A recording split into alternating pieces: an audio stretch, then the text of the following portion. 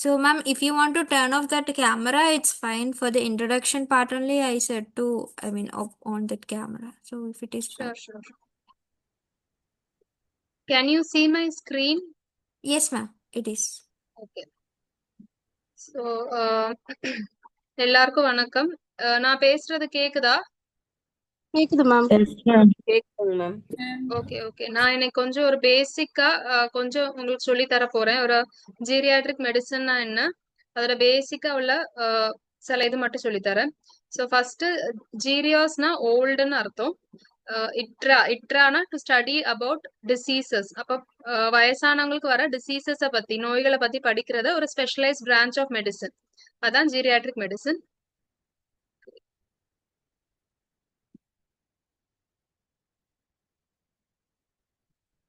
எல்லாரும் தமிழ்லயா comfortable?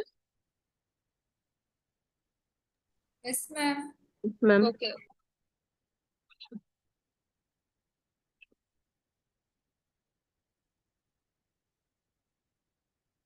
So first geriatric medicine படிக்கிறதுக்கு முன்னாடி, ஸோ எந்த ஏஜ் குரூப்ல ஜீரியாட்ரிக் மெடிசன் இருக்குதுன்னா mainly 60+ years.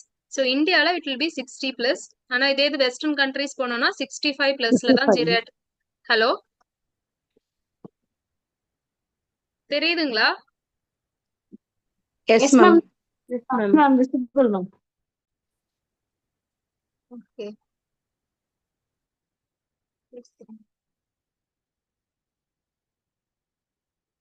One second.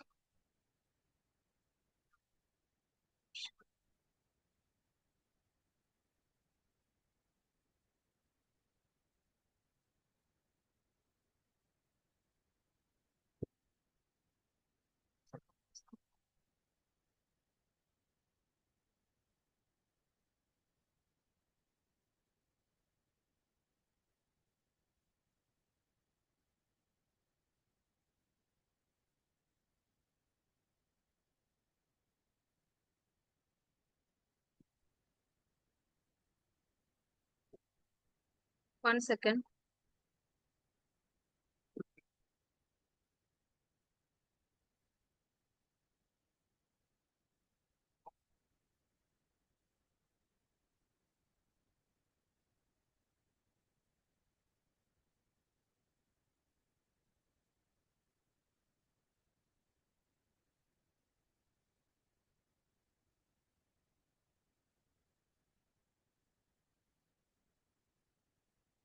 Okay. So why is geriatric medicine very relevant? எதனால ஜீரியாட்ரிக் மெடிசன் பத்தி படிக்கணும்? ஸோ ஃபர்ஸ்ட் ஆஃப் ஆல், நம்மளோட பாப்புலேஷன்ல மோஸ்ட் ஃபாஸ்டஸ்ட் க்ரோயிங் பாப்புலேஷன், அதாவது கூடுதலா நிறைய பேர் இருக்கிறது வந்து இப்போ எல்டர்லி பீப்புள் தான். அபவ் 60.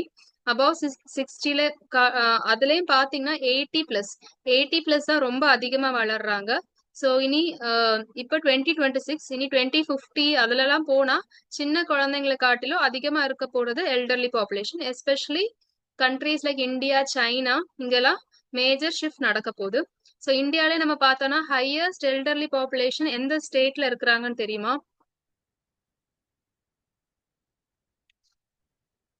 யாருக்கா தெரியுமா? கேக்குதா நான் பேசுறது? கேக்குதுங்க மேம். சைனா வாங்க மேம். இல்ல, இந்தியால எந்த ஸ்டேட்ல அதிகமா இருக்காங்க, எந்த மாநிலத்துல அதிகமா இருக்காங்க? Okay okay. தமிழ்நாடு மேம். இல்ல, கேரளா தான் ஃபர்ஸ்ட், அதுக்கு அடுத்த பிளேஸ்ல தமிழ்நாடு. சோ இந்த ட்ரெண்ட் இனி கூடிட்டே தான் போகுது. சோ நமக்கு ஒரு பேசிக்கா ஜீரியாட்ரிக் எல்டர்லி பீப்புள்ல வர எல்லா ஒரு சின்ன சின்ன இது நமக்கு தெரிஞ்சிருக்கணும். சோ அதுக்கப்புறம் எல்டர்லி பாப்புலேஷன்ல மெயினா நம்ம ஃபோக்கஸ் பண்றது பாத்தீங்கன்னா ஃப்ரெயில்ட்டின்னு சொல்லுவாங்க, இல்ல ரெடியூஸ்ட் பிசியாலஜிக்கல் ரிசர்வ் அப்படின்னு பாத்தீங்கன்னா, இப்போ ஒரு சின்ன குழந்தைக்கு ஏதாவது இன்ஃபெக்ஷன் வந்தா ஒரு 2 நாள் அந்த பிள்ளைக்கு சரியாயிரும். இல்ல ஒரு 30-40 வயசு ஆள்காரங்களுக்கு ஏதாவது ஒரு இன்ஃபெக்ஷனோ அல்ல ஏதாவது ஒரு ஆக்சிடென்ட்டோ ஏதாவது ஒன்று ஆச்சுனாலும் அவங்க சீக்கிரம் ரெக்கவர் ஆயிருவாங்க. ஏன்னா அவங்க கிட்ட ஒரு ரிசர்வ்னு ஒண்ணு இருக்குது. ஆனா இதே இது நமக்கு வயசாக எல்லா சிஸ்டம்ஸும் டவுன் ஆகும். ஸோ என்னோட ஸ்கின் இப்போ நான் சின்ன வயசுல இருந்த மாதிரி என் ஸ்கின் இப்போ இருக்காது. அதே இது இனி எனக்கு 60+ ஆகோச்சுல இன்னும் என்னோட ஸ்கின்ல நிறைய ரிங்கிள்ஸ் வந்துடும். அதே மாதிரி என்னோட ஹார்ட்டும் அப்படிதான்.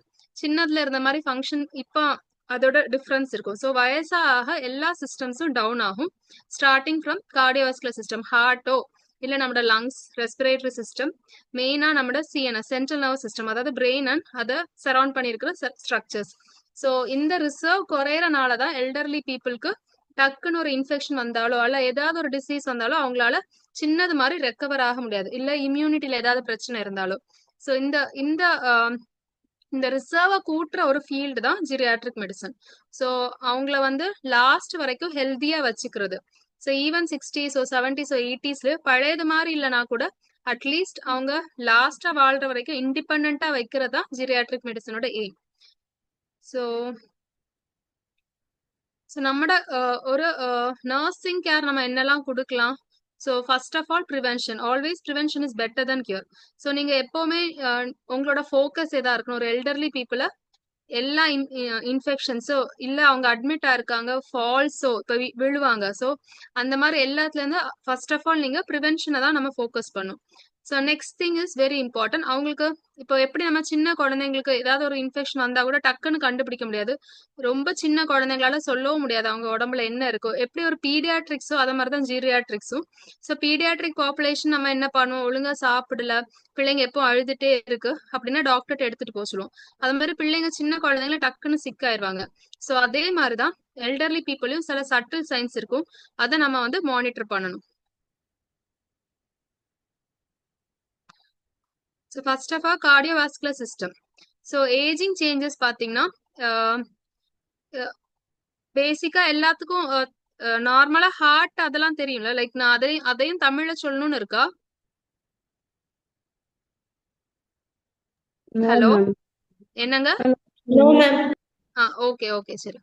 ஸோ உங்களுக்கு ஹார்ட் அதுல இருக்க பிளட் வெசல்ஸ் எல்லாம் தெரியும்னு நினைக்கிறேன். ஸோ ஏஜ் ஆக நமக்கு அத்ரோஸ்க்ளீரோசிஸ், அதாவது டெபாசிஷன் ஆஃப் கொலஸ்ட்ரால் எம்போல இல்ல கொலஸ்ட்ரால் டெபாசிட்ஸ் எல்லாமே ஒரு வெசல் வால நடக்கும். ஸோ அது வந்து ஏஜ் ஆச்சுல கொஞ்சம் கூட அதிகமாகும். ஸோ அதுக்கப்புறம் பாத்தீங்கன்னா சில chambers, especially your left ventricle. So நம்மளோட லெஃப்ட் வென்ட்ரிக்கிள் தான் மெயினா பிளட்டை வந்து எல்லா இடத்துக்கும் பம்ப் பண்ணுது. ஸோ வயசாக கொஞ்சம் ரெசிஸ்டன்ஸ் டெவலப் ஆகும்.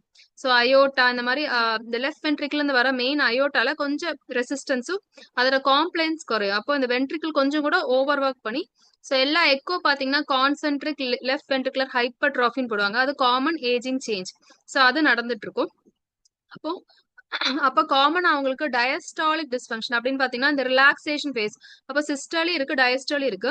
ஸோ பம்பிங் வந்து நார்மலா ப்ரிசர்வ் ஆகும். ஸோ எவ்வளவு ஈவன் 90 வயசா இருந்தா கூட அவங்களோட எல்வி சிஸ்டாலிக் ஃபங்க்ஷன் வேற எந்த பிரச்சனையும் இல்லைன்னா நார்மலா ஃபங்க்ஷன் ஆகும். ஆனா இந்த diastolic dysfunction 60s right from 40s 50s 60sல இருந்து நமக்கு குறைய ஆரம்பிச்சிடும். ஸோ ஹார்ட்டோட காம்ப்ளைன்ஸ், அதாவது ஒரு எலாஸ்டிசிட்டி போக ஆரம்பிச்சிடும், அந்த மசில்ஸ்ல ஸ்டிஃப் ஆக ஆரம்பிச்சிடும். ஸோ அதுதான் காமனா டயஸ்டாலிக் டிஸ்ஃபங்க்ஷன் சொல்லுவோம். ஸோ நெக்ஸ்ட் இம்பார்ட்டன்ட் திங் பாத்தீங்கன்னா loss of pacemaker cells or conduction cells. So they are more prone for arrhythmias. So நமக்கு பேஸ் மேக்கர் செல்ஸ் இருக்கு. ஸோ காமனா இருக்கிறது சைனோஏட்ரியல் எஸ்ஏ நோடுன்னு சொல்லுவோம், அதுக்கப்புறம் ஏவி நோடு. ஸோ இதுல இருக்க பேஸ் மேக்கர் செல்ஸ் எல்லாம் கொஞ்சம் கொஞ்சமா டீஜெனரேட் ஆக ஆரம்பிச்சிடும். ஸோ அவங்களுக்கு பாத்தீங்கன்னா டக்குன்னு ஒரு பிராடிகார்டியாவோ இல்ல டாக்கிகார்டியாவோ ரெண்டுமே கூட வரலாம். ஸோ அது மாத்திரம் இல்ல, அவங்க நிறைய மெடிசின்ஸ் எடுப்பாங்க. அப்போ இந்த மாதிரி சேஞ்சஸ்க்குலாம் அவங்க ரொம்ப சென்சிட்டிவா இருப்பாங்க. ஸோ இதுதான் அந்த பேஸ் மேக்கர் செல்ஸோடது. இன்னொன்று வந்து sclerosis of aortic or mitral valves. இது ரொம்ப காமன், எஸ்பெஷலி அயோட்டிக் ஸ்க்ளீரோசிஸ் நாங்கள் சொல்லுவோம். ஸோ அயோட்டா வால்வ்ல வந்து ஒரு திக்கனிங் கால்சியம் டெபாசிட்ஸ். ஸோ வயசாக அங்க ஒரு கால்சிஃபிகேஷன் நடக்கும். இப்போ நிறைய எல்டர்லி பீப்புளுக்கு ஒரு சின்ன எஜெக்ஷன் சிஸ்டாலிக் மெமர், அதுவும் காமன் ஏஜிங் சேஞ்சஸ் தான். ஆனால் அந்த ஸ்க்ளீரோசிஸ் வந்து ரொம்ப அதிகமாக போயிடுச்சுன்னா அயோட்டிக் ஸ்க்ளீரோசிஸும் அதோட காம்ப்ளிகேஷன்ஸும் வரலாம். தேர்ட் இம்பார்ட்டன்ட் பாயிண்ட் பாத்தீங்கன்னா சென்சிட்டிவிட்டி. அதாவது நமக்கு நம்மளோட நெக்ல கரோட்டிட் வெசல்ஸ்ல ஒரு பேரோ ரிசெப்டார் செல்ஸ் இருக்கு.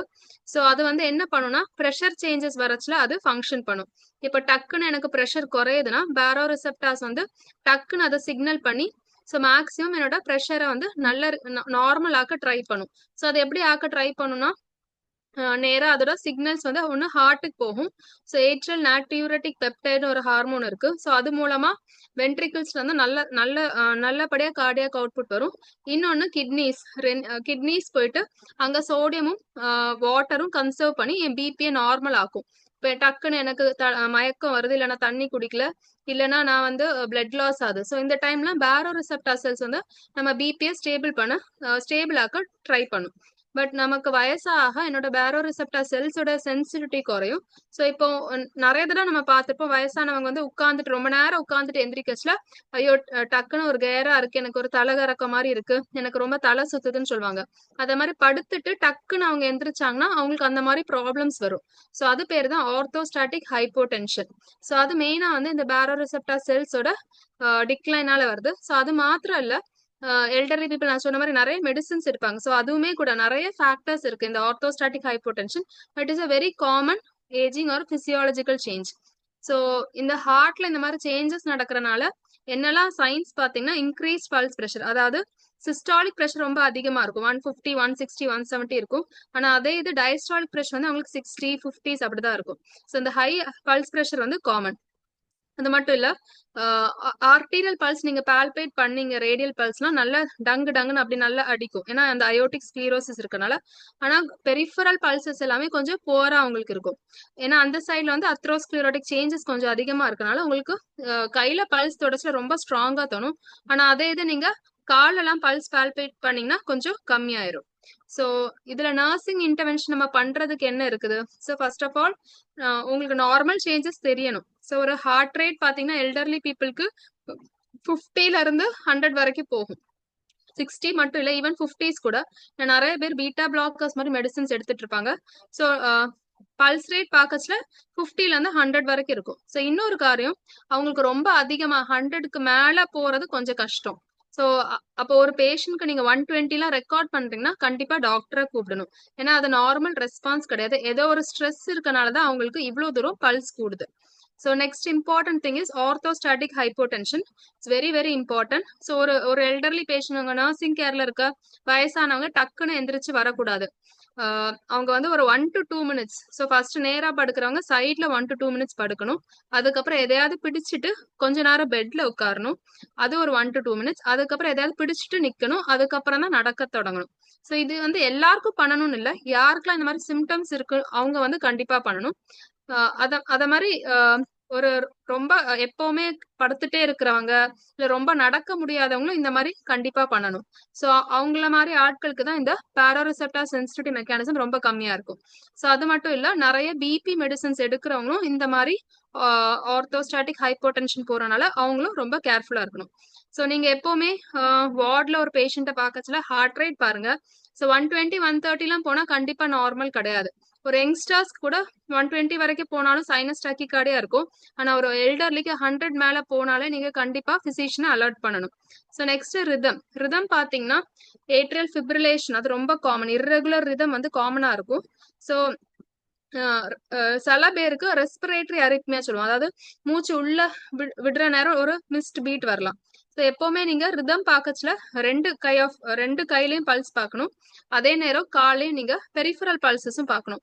சில பேருக்கு கையில பவுண்டிங் பல்ஸா இருக்கும், ஆனா கால்ல வந்து ரொம்ப மிஸ்ட் பீட்ஸ் இருக்கலாம், இல்லைன்னா பல்ஸ் சரியா கிடைக்காம கூட இருக்கலாம். ஸோ அதை நீங்க எப்பவுமே கேர்ஃபுல்லா வாட்ச் பண்ணணும். ஸோ அடுத்த அசஸ்மெண்ட் பீடல் எடிமா இருக்கான்னு பார்க்கணும், varicose veins and signs of dehydration. So இதெல்லாமே வந்து ஒரு கார்டியோவாஸ்குலர் சிஸ்டம் அண்ட் ஹைட்ரேஷன் ஸ்டேட்டஸ்ல நம்ம பார்க்க வேண்டியது. ஸோ ரெஸ்பிரேட்டரி சிஸ்டம் அடுத்த இம்பார்ட்டன்ட் சிஸ்டம். ஸோ இதுவும் நிறைய சேஞ்சஸ் இருக்கு, ஏஜிங் சேஞ்சஸ். ஒன்னு calcification of the rib cage. So rib கேஜ்ல வந்து கொஞ்சம் கால்சிஃபிக் டெபாசிட்ஸ் வரனால சின்ன வயசுல இருக்க மாதிரி செஸ்ட் வந்து அவங்களுக்கு அவ்வளோ ஈஸியா இருக்காது, ஸ்டிஃபா இருக்கும் இந்த செஸ்ட் வால். ஸோ அது மட்டும் இல்ல, எலாஸ்டிக் ஃபைபர்ஸ் இருக்கு. ஸோ லங்ஸ் ஆல்வியோலர் செல்ஸ் இருக்கு. ஸோ அதோட எலாஸ்டிசிட்டி போறனால airway collapse is very common. So இது மாதிரி நிறைய திங்ஸ் இருக்கு. நான் சில இம்பார்ட்டன்ட் திங்ஸ் மட்டும் எழுதியிருக்கேன்.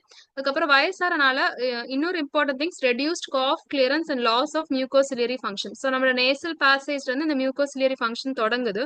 இப்போ எல்டர்லி பீப்புள் நிறைய பேர் சில சமயம் ரொம்ப ஆவி பிடிப்பாங்க, இல்ல நிறைய நேரம் விக்ஸோ அந்த மாதிரி நிறைய மெடிசன்ஸ் எடுப்பாங்க. ஸோ இதெல்லாமே வந்து மியூகோசிலியரி ஃபங்க்ஷன் அஃபெக்ட் பண்ணும். அது மாதிரி காஃப் ரிஃப்ளெக்ஸும் அவங்களுக்கு ரொம்ப போரா இருக்கனால ஆஸ்பிரேஷன் ரிஸ்க்கும் அதிகமா இருக்கும், இன்ஃபெக்ஷனோட ரிஸ்க்கும் அதிகமா இருக்கும். இன்னொரு ரெஸ்பான்ஸ் வந்து அவங்களுக்கு ஆக்சிஜன் லெவல் குறையச்சுல யங்ஸ்டர்ஸ்னா ரொம்ப டாக்கிப்னிக் ஆவாங்க, ரெஸ்பிரேட் ரேட் நல்லபடியா கூடி அதை நார்மலைஸ் செய்ய பார்க்கும். ஆனா எல்டர்லி பீப்புளுக்கு அந்த ஹைபாக்சியாக்கு ஒரு நல்ல ரெஸ்பான்ஸ் இருக்காது. ஸோ பிளண்டட் ரெஸ்பான்ஸ் தான் இருக்கும். எப்படி கோவிட் சமயம் நம்ம ஹாப்பி ஹைபாக்சியா பார்த்தோம், அந்த மாதிரி எல்டர்லி பீப்புளுக்கு நார்மலாவே ரொம்ப டாக்கிப்னியா, ரொம்ப ஆக்சிஜன் குறையச்சுல தான் ரொம்ப அவங்களுக்கு மூச்சு முட்டும். அதுக்கப்புறம் அவங்களுக்கு செடேஷன் ரிஸ்க் ரொம்ப அதிகமா இருக்கு. ஸோ நம்ம சும்மா ஸ்லீப்பிங் மெடிசன்ஸ், தூக்கம் வரலான்னு சொல்லி கண்டபடி நம்ம ஸ்லீப்பிங் மெடிசன்ஸோ இல்ல காஃப் சிரப்போ இஷ்டம் உள்ளதெல்லாம் நமக்கு எழுதி கொடுக்க முடியாது. பிகாஸ் ஹையர் டோஸ் அது போக போக அவங்களுக்கு டக்குன்னு செடேஷன் ரிஸ்க்கும் ஹைபாக்சியா ரிஸ்க்கும் இருக்கு. ஸோ இதுல நர்சிங் இன்டர்வென்ஷன் நமக்கு தெரிய வேண்டியது upright posture to maximise. So maximum அவங்க அப்ரைட் போஸ்டர்ல இருக்கிறதா நல்லது. அதுக்கப்புறம் எப்பவுமே வார்ட்ல ரவுண்ட்ஸ் எடுக்கச்சுல டீப் பிரீத்திங் எக்ஸசைஸோ, ஸோ மேக்ஸிமம் அவங்கள மார்னிங்கோ ஈவினிங்கோ நீங்க பாக்குற நேரம்லாம் டீப் பிரீத்திங் எக்ஸசைஸ் படிச்சுட்டு கொடுக்கணும். தென் இன்சென்டிவ் ஸ்பைரோமெட்ரி இருக்கு. ஸோ யாரெல்லாம் இன்சென்டிவ் ஸ்பைரோமெட்ரி யூஸ் பண்ணிருக்கீங்க?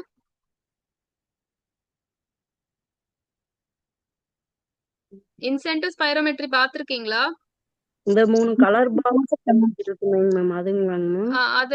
அதேதான். ஸோ அது எஸ்பெஷலி இந்த சிஓபிடி ஆஸ்மா பேஷண்ட்ஸ்க்குலாம் ரொம்ப யூஸ்ஃபுல்லா இருக்கும். ஆர் ரெக்கவரிங் நிமோனியா அந்த மாதிரி பேஷண்ட்ஸ்க்கும் இன்சென்டிவ் ஸ்பைரோமெட்ரி ரொம்ப யூஸ்ஃபுல்லா இருக்கும். ஸோ அவங்களுக்கு ஏர் பேசேஜ் எல்லாம் பாத்தீங்கன்னா ஈஸியா ட்ரை ஆயிரும். எல்டர்லி பீப்புளுக்கு வந்து இப்ப காஃபோ இல்ல வேற ஏதாவது பிரச்சனை ஆச்சுல, ஸோ எப்பவுமே ஹியூமிடிஃபிகேஷன் நம்ம ஏர் கொடுக்கச்சுல ஒரு ஹியூமிடிஃபயரும் வச்சு கொடுக்கறது அவங்களுக்கு நல்லது. அதே மாதிரி மியூகோலைட்டிக்ஸ், ஸோ இந்த நேசல் கிளியரன்ஸ்க்குலாம் mucolytics will be better. So நான் சொன்ன எல்டர்லி பீப்புளுக்கு வந்து blunted response to hypoxia. So நீங்க ஏதாவது ஒரு பேஷண்ட் ரொம்ப கஷ்டப்படுறாங்க, மூச்சு முட்டுதுன்னா கண்டிப்பா அவங்கள அட்டன் பண்ணும். பிகாஸ் அல்லாம ரெஸ்பிரேட்டரி ரேட் தான் இருக்கிறதுலே ரொம்ப வைட்டல் சைன் நான் கேள்விப்பட்டிருக்கேன், ஈவன் மோர் தென் பல்ஸ் ரேட். ஸோ ஒரு யங்ஸ்டர் ஆகும்போது pulse rate, respiratory rate, temperature இந்த மாதிரி நீங்க சார்ட் போடுவீங்க. எல்டர்லி பீப்புள் இது ரொம்ப சீரியஸ்னஸ் சொல்ற ஒரு சைன் பாத்தீங்கன்னா respiratory rate. So pulse rate கூட அவங்க நிறைய மெடிசன்ஸ் எடுக்கிறனால டக்குன்னு டாக்கிகார்டி அவங்களால ப்ரொடியூஸ் பண்ண முடியாது. இப்போ அவங்களுக்கு ஒரு செப்சிஸ்ல இருக்காங்க, பிபி டக்குன்னு குறையுது, ஆனா அவங்க வந்து பிபி பீட்டா பிளாக்கர் எடுக்கிறாங்க, அட்டெனலாலோ இல்ல அவங்க வந்து கார்படிலாலோ ஏதோ ஒரு மெடிசன்ஸ் எடுத்துட்டு இருக்காங்கன்னா அவங்களுக்கு அந்த ஹார்ட் ரேட் கூடாது. பட் நீங்க ரெஸ்பிரேட்டரி ரேட் பாத்தீங்கன்னா அது ரொம்ப ஒரு இம்பார்ட்டன்ட் சைன். ஸோ நீங்க நிறைய நேரம் நம்ம வந்து பல்ஸும் டெம்பரேச்சரும் அவ்வளவுதான் பார்த்துட்டு போவோம், பிபி பார்ப்போம் அவ்வளவுதான். பட் எல்டர்லி பீப்புள்ல ரெஸ்பிரேட்டரி ரேட் தான் இருக்கிறதுலே ஒரு ஹார்பிஞ்சர் ஆஃப் பேட் சைன். அதாவது சிவியரா அவங்களுக்கு ஏதோ இருக்குதுன்னா ரெஸ்பிரேட்டரி ரேட் தான் சொல்றாங்க. ஸோ 12 to 24 சொல்லலாம், பட் 12 to 20 தான் நான் எடுப்பேன். ஒரு 24 அபவ் போயிடுச்சு, 24லாம் போச்சுன்னா நீங்க அவங்களுக்கு ஏதாவது பிரச்சனை இருக்கான்னு கண்டிப்பா மானிட்டர் பண்ணும். ஸோ நீங்க வேற என்னெல்லாம் அப்சர்வ் பண்ணணும்னா ஆக்சசரி மசில் யூசேஜ். ஸோ நார்மலா இன்டர்காஸ்டல் மசில்ஸ் நம்ம பார்த்திருப்போம். ஸோ அது இல்லாம ஆக்சசரி மசில்ஸ், ஸ்டர்னோக்ளியோடோமாஸ்டாய்ட், ட்ரெபீசியஸ் இந்த மாதிரி மசில்ஸும் உங்க நெக் மசில்ஸ்லாம் ரொம்ப ப்ராமினென்ட்டா இருக்கு, அதெல்லாம் யூஸ் பண்றாங்க, இன்டர்காஸ்டல் வித்ட்ராயிங்லாம் இருக்குன்னா நீங்க கண்டிப்பா அலர்ட் பண்ணணும். அதுக்கப்புறம் எக்ஸர்ஷனல் டிஸ்னியா. இப்போ அவங்க பாத்ரூம் போறாங்க, அவங்க நர்சிங் கேர்ல இருக்கிற வயசானவங்க எந்திரிச்சு பாத்ரூம் போறாங்க, உட்கார்ந்து இருக்க வரைக்கும் நல்லா இருக்காங்க, பேசிட்டு தான் இருக்காங்க, ஆனா பாத்ரூம் போறதுக்கு கஷ்டப்படுறாங்க, மூச்சு வாங்குற மாதிரி இருக்குன்னா அதுவும் நீங்க கண்டிப்பா மானிட்டர் பண்ணும். அப்புறம் சேச்சுரேஷன், ஆப்வியஸா நம்ம பல்ஸ் பார்க்கச்சுல சேச்சுரேஷன் பார்ப்போம். ஸோ ரெஸ்பிரேட்டரி ரேட்டும் நீங்க ஒரு 1 minute இல்ல ஒரு 30 seconds அட்லீஸ்ட் டைம் பண்ணி ரெஸ்பிரேட்டரி ரேட் கண்டிப்பா பார்க்கணும். ஓகே. ஸோ அடுத்த important system kidneys and genitourinary systems. So ஒரு நார்மலா கண்டிப்பா கிட்னிஸ் குறையணும்னு இல்ல, but as cardiac system, respiratory system மாதிரி. ஸோ எல்டர்லி ஆஹெச்ல ஜிஎஃப்ஆர் சொல்லுவாங்க, குளோமருலர் ஃபில்ட்ரேஷன் ரேட். ஸோ அதாவது ஒரு கிட்னி வந்து நார்மலா ஃபங்க்ஷன் ஆதா இல்லையான்னு பாக்குறதுக்கு டாக்டர்ஸ் யூஸ் பண்ற ஒரு இது. ஸோ மோர் தென் 60, மோர் தென் 90 இருந்தா ரொம்ப நல்லது. பட் எல்டர்லி பீப்புளுக்கு ஒன்றும் பண்ணாமலே ஒவ்வொரு வருஷமும் 10% ஜிஎஃப்ஆர் குறைஞ்சிட்டே தான் வரும். அத மாதிரி அவங்களுக்கு பிளட் சர்க்குலேஷன், ஸோ எல்லா இடத்துலயும் வெசல்ஸ்லயும் இந்த அத்ரோஸ்க்ளீரோசிஸ் வரனால கிட்னிஸ்லயும் கொஞ்சம் கம்மியாகும். ஸோ மற்றபடி அதுக்கு ஃபில்டரிங் கெப்பாசிட்டியோ அதெல்லாம் ஆல்மோஸ்ட் நார்மல் தான். ஜிஎஃப்ஆரும் அதோட வாஸ்குலாரிட்டியும் குறைஞ்சு வரும். பின்ன இம்பார்ட்டன்ட் திங் வந்து கிட்னிஸ் தான் நமக்கு எல்லாமே பண்ணுது. Like potassium, sodium, calcium, magnesium எல்லாத்தோட லெவல்ஸ் வந்து மெயின்டைன் பண்றது கிட்னிஸ் தான். ஸோ இந்த ஃபில்டரிங் கெப்பாசிட்டியில கொஞ்சம் ப்ராப்ளம்ஸ் வரும். அதாவது டக்குன்னு அவங்களுக்கு சோடியம் எக்ஸ்கிரீட் பண்ணவோ இல்ல பொட்டாசியம் எக்ஸ்கிரீட் பண்ணவோ கொஞ்சம் கஷ்டமா இருக்கும். ஸோ அடுத்து பார்த்தீங்கன்னா பிளாடர். ஸோ பிளாடர்ல வந்து நிறைய சேஞ்சஸ், மேல்ஸ்க்கு கொஞ்சம் சேஞ்சஸ் இருக்கும், ஃபீமேல்ஸ்க்கு கொஞ்சம் சேஞ்சஸ் இருக்கும். ஸோ ரெண்டு பேருக்கு காமனா வர சேஞ்சஸ் ரெடியூஸ்ட் எலாஸ்டிசிட்டி. ஸோ எல்லாத்துலயும் எலாஸ்டிக் சேஞ்சஸ் வந்து டீஜெனரேட் ஆகிறனால, எலாஸ்டிக் ஃபைபர்ஸ் டீஜெனரேட் ஆகிறனால, ஸோ எலாஸ்டிக் பழையது மாதிரி எலாஸ்டிக்கா இருக்காது. ஸோ ஃபீமேல்ஸ் ஸ்பெசிஃபிக்கா பெல்விக் ஃப்ளோர் டீஜெனரேஷன், எஸ்பெஷலி நிறைய பிரசவம் பார்த்தவங்களுக்கு, நிறைய சைல்ட் பர்த் இருக்கு. ஸோ நார்மல் டெலிவரி நிறைய ஒரு 3 நாள் பிள்ளைங்க இருக்கிறாங்க, அவங்களுக்குலாம் நல்லாவே அந்த பெல்விக் ஃப்ளோர் மசில்ஸ் ரொம்ப வீக்கா இருக்கும். அவங்களால யூரினை ஹோல்ட் பண்றதுக்கு கொஞ்சம் கஷ்டமா இருக்கும்.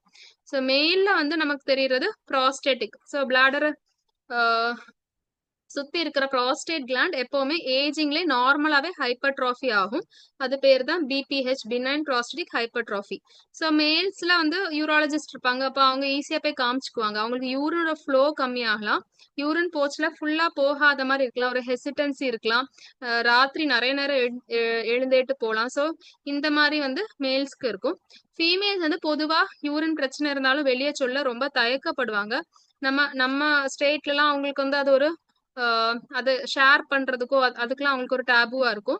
பட் கண்டிப்பா நர்சிங் கேர்ல இருக்கவங்க நீங்க கண்டிப்பா கேட்கணும், யூரின் எப்படி போகுது, கண்ட்ரோல் இருக்கா. இன்ஃபெக்ஷன் மட்டும் இல்ல, நிறைய விஷயம் இருக்கு ஃபீமேல் யூரின் போச்சுல. சில பேருக்கு இன்ஃபெக்ஷன்ஸா இருக்கலாம், சில பேர் ஒரு டக்குன்னு நான் தோணுச்சுன்னா அப்பவே நான் போய் யூரின் போகணும் அப்படின்னு நினைப்பாங்க.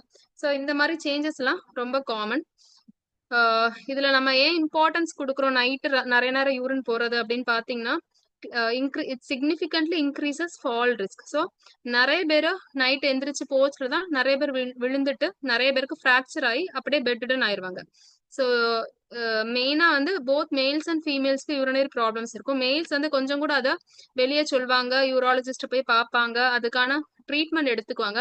ஆனா ஃபீமேல் பேஷண்ட்ஸ் பாத்தீங்கன்னா இது வந்து அவங்களுக்கு ஒரு டேபு மாதிரி, அவங்களுக்கு யார்ட்டையும் ஷேர் பண்ணவும் தோணாது. ஸோ ரொம்ப நிறைய பேர் அதை சொல்லாமே வச்சிருப்பாங்க, சில பேருக்கு அது கேன்சரா கூட மாற சான்ஸ் இருக்கு. ஸோ எப்பவுமே ஃபீமேல் பேஷண்ட்ஸ்ட எவ்வளவு தண்ணி குடிக்கிறாங்க, எவ்வளவு அவுட்புட் போகுது, இது எப்பவுமே நீங்க ஒரு சார்ட் போடணும். இன்டேக் அவுட்புட் சார்ட் வந்து எல்லா எல்டர்லி பேஷண்ட்ஸ், சும்மா சாதாரணமா வரவங்க கூட இந்த சார்ட் நீங்க போட்டிருக்கணும். ஸோ நார்மலா வந்து நாங்க எவ்வளவு சொல்லுவோம்னா 2 லிட்டர்ஸ் தான் ஆவரேஜா சொல்லுவோம், ஏதோ 1500 to 2500. இதுல நீங்க ரொம்ப முக்கியமா பார்க்க வேண்டியது பேஷண்ட்ஸ்க்கு ஏதாவது ஹார்ட் ப்ராப்ளம் இருக்கு, கிட்னி ப்ராப்ளம் இருக்கு, liver problem, lungs problem. So இந்த மாதிரி ஏதாவது ப்ராப்ளம்ஸ் இருக்குன்னா ரெஸ்ட்ரிக்ஷன் டாக்டர் சொல்லியிருப்பாங்க. ஸோ அதுக்கு மேல நம்ம அட்வைஸ் பண்ண முடியாது. ஸோ நான் சொன்ன மாதிரி நர்சிங் ரெஸ்பான்ஸ் இதுல intake and output is very important. So நாங்க சொல்றது யூஸ்வலா இன்டேக் அட்லீஸ்ட் அதே அளவுக்கு அவுட்புட் வருதான்னு பார்க்கணும். ஸோ இப்ப 1500 குடிக்கிறாங்கன்னா 1500 அவுட்புட் வர மாதிரி இருக்கான்னு பார்க்கணும். ஆர் பிளஸ் ஆர் மைனஸ் 500 பெரிய பிரச்சனை இல்லை. பட் இதுக்கு மேல நான் 1000 லிட்டர் குடிச்சிட்டு எனக்கு 2000 ml யூரின் போதோ இல்ல 3 லிட்டர்ஸ் போதோ அதெல்லாம் வந்து கரெக்டா வராது. அதே மாதிரி நான் 1500 குடிச்சிட்டு எனக்கு 500 தான் போதுனாலும் கரெக்டா வராது. ஸோ இன்டேக் அவுட்புட் சார்ட் வந்து ரொம்ப இம்பார்ட்டன்ட். எஸ்பெஷலி உங்க கேர்ல ஒரு கார்டியாக் பேஷண்ட்டோ இல்ல ஒரு சிகேடி பேஷண்ட்டோ இருக்காங்கன்னா கண்டிப்பா இன்டேக் சார்ட் நீங்க போடணும். ஸோ இதுல இம்பார்ட்டண்டா நம்ம மிஸ் அவுட் பண்றது டெய்லி வெயிட்ஸ்.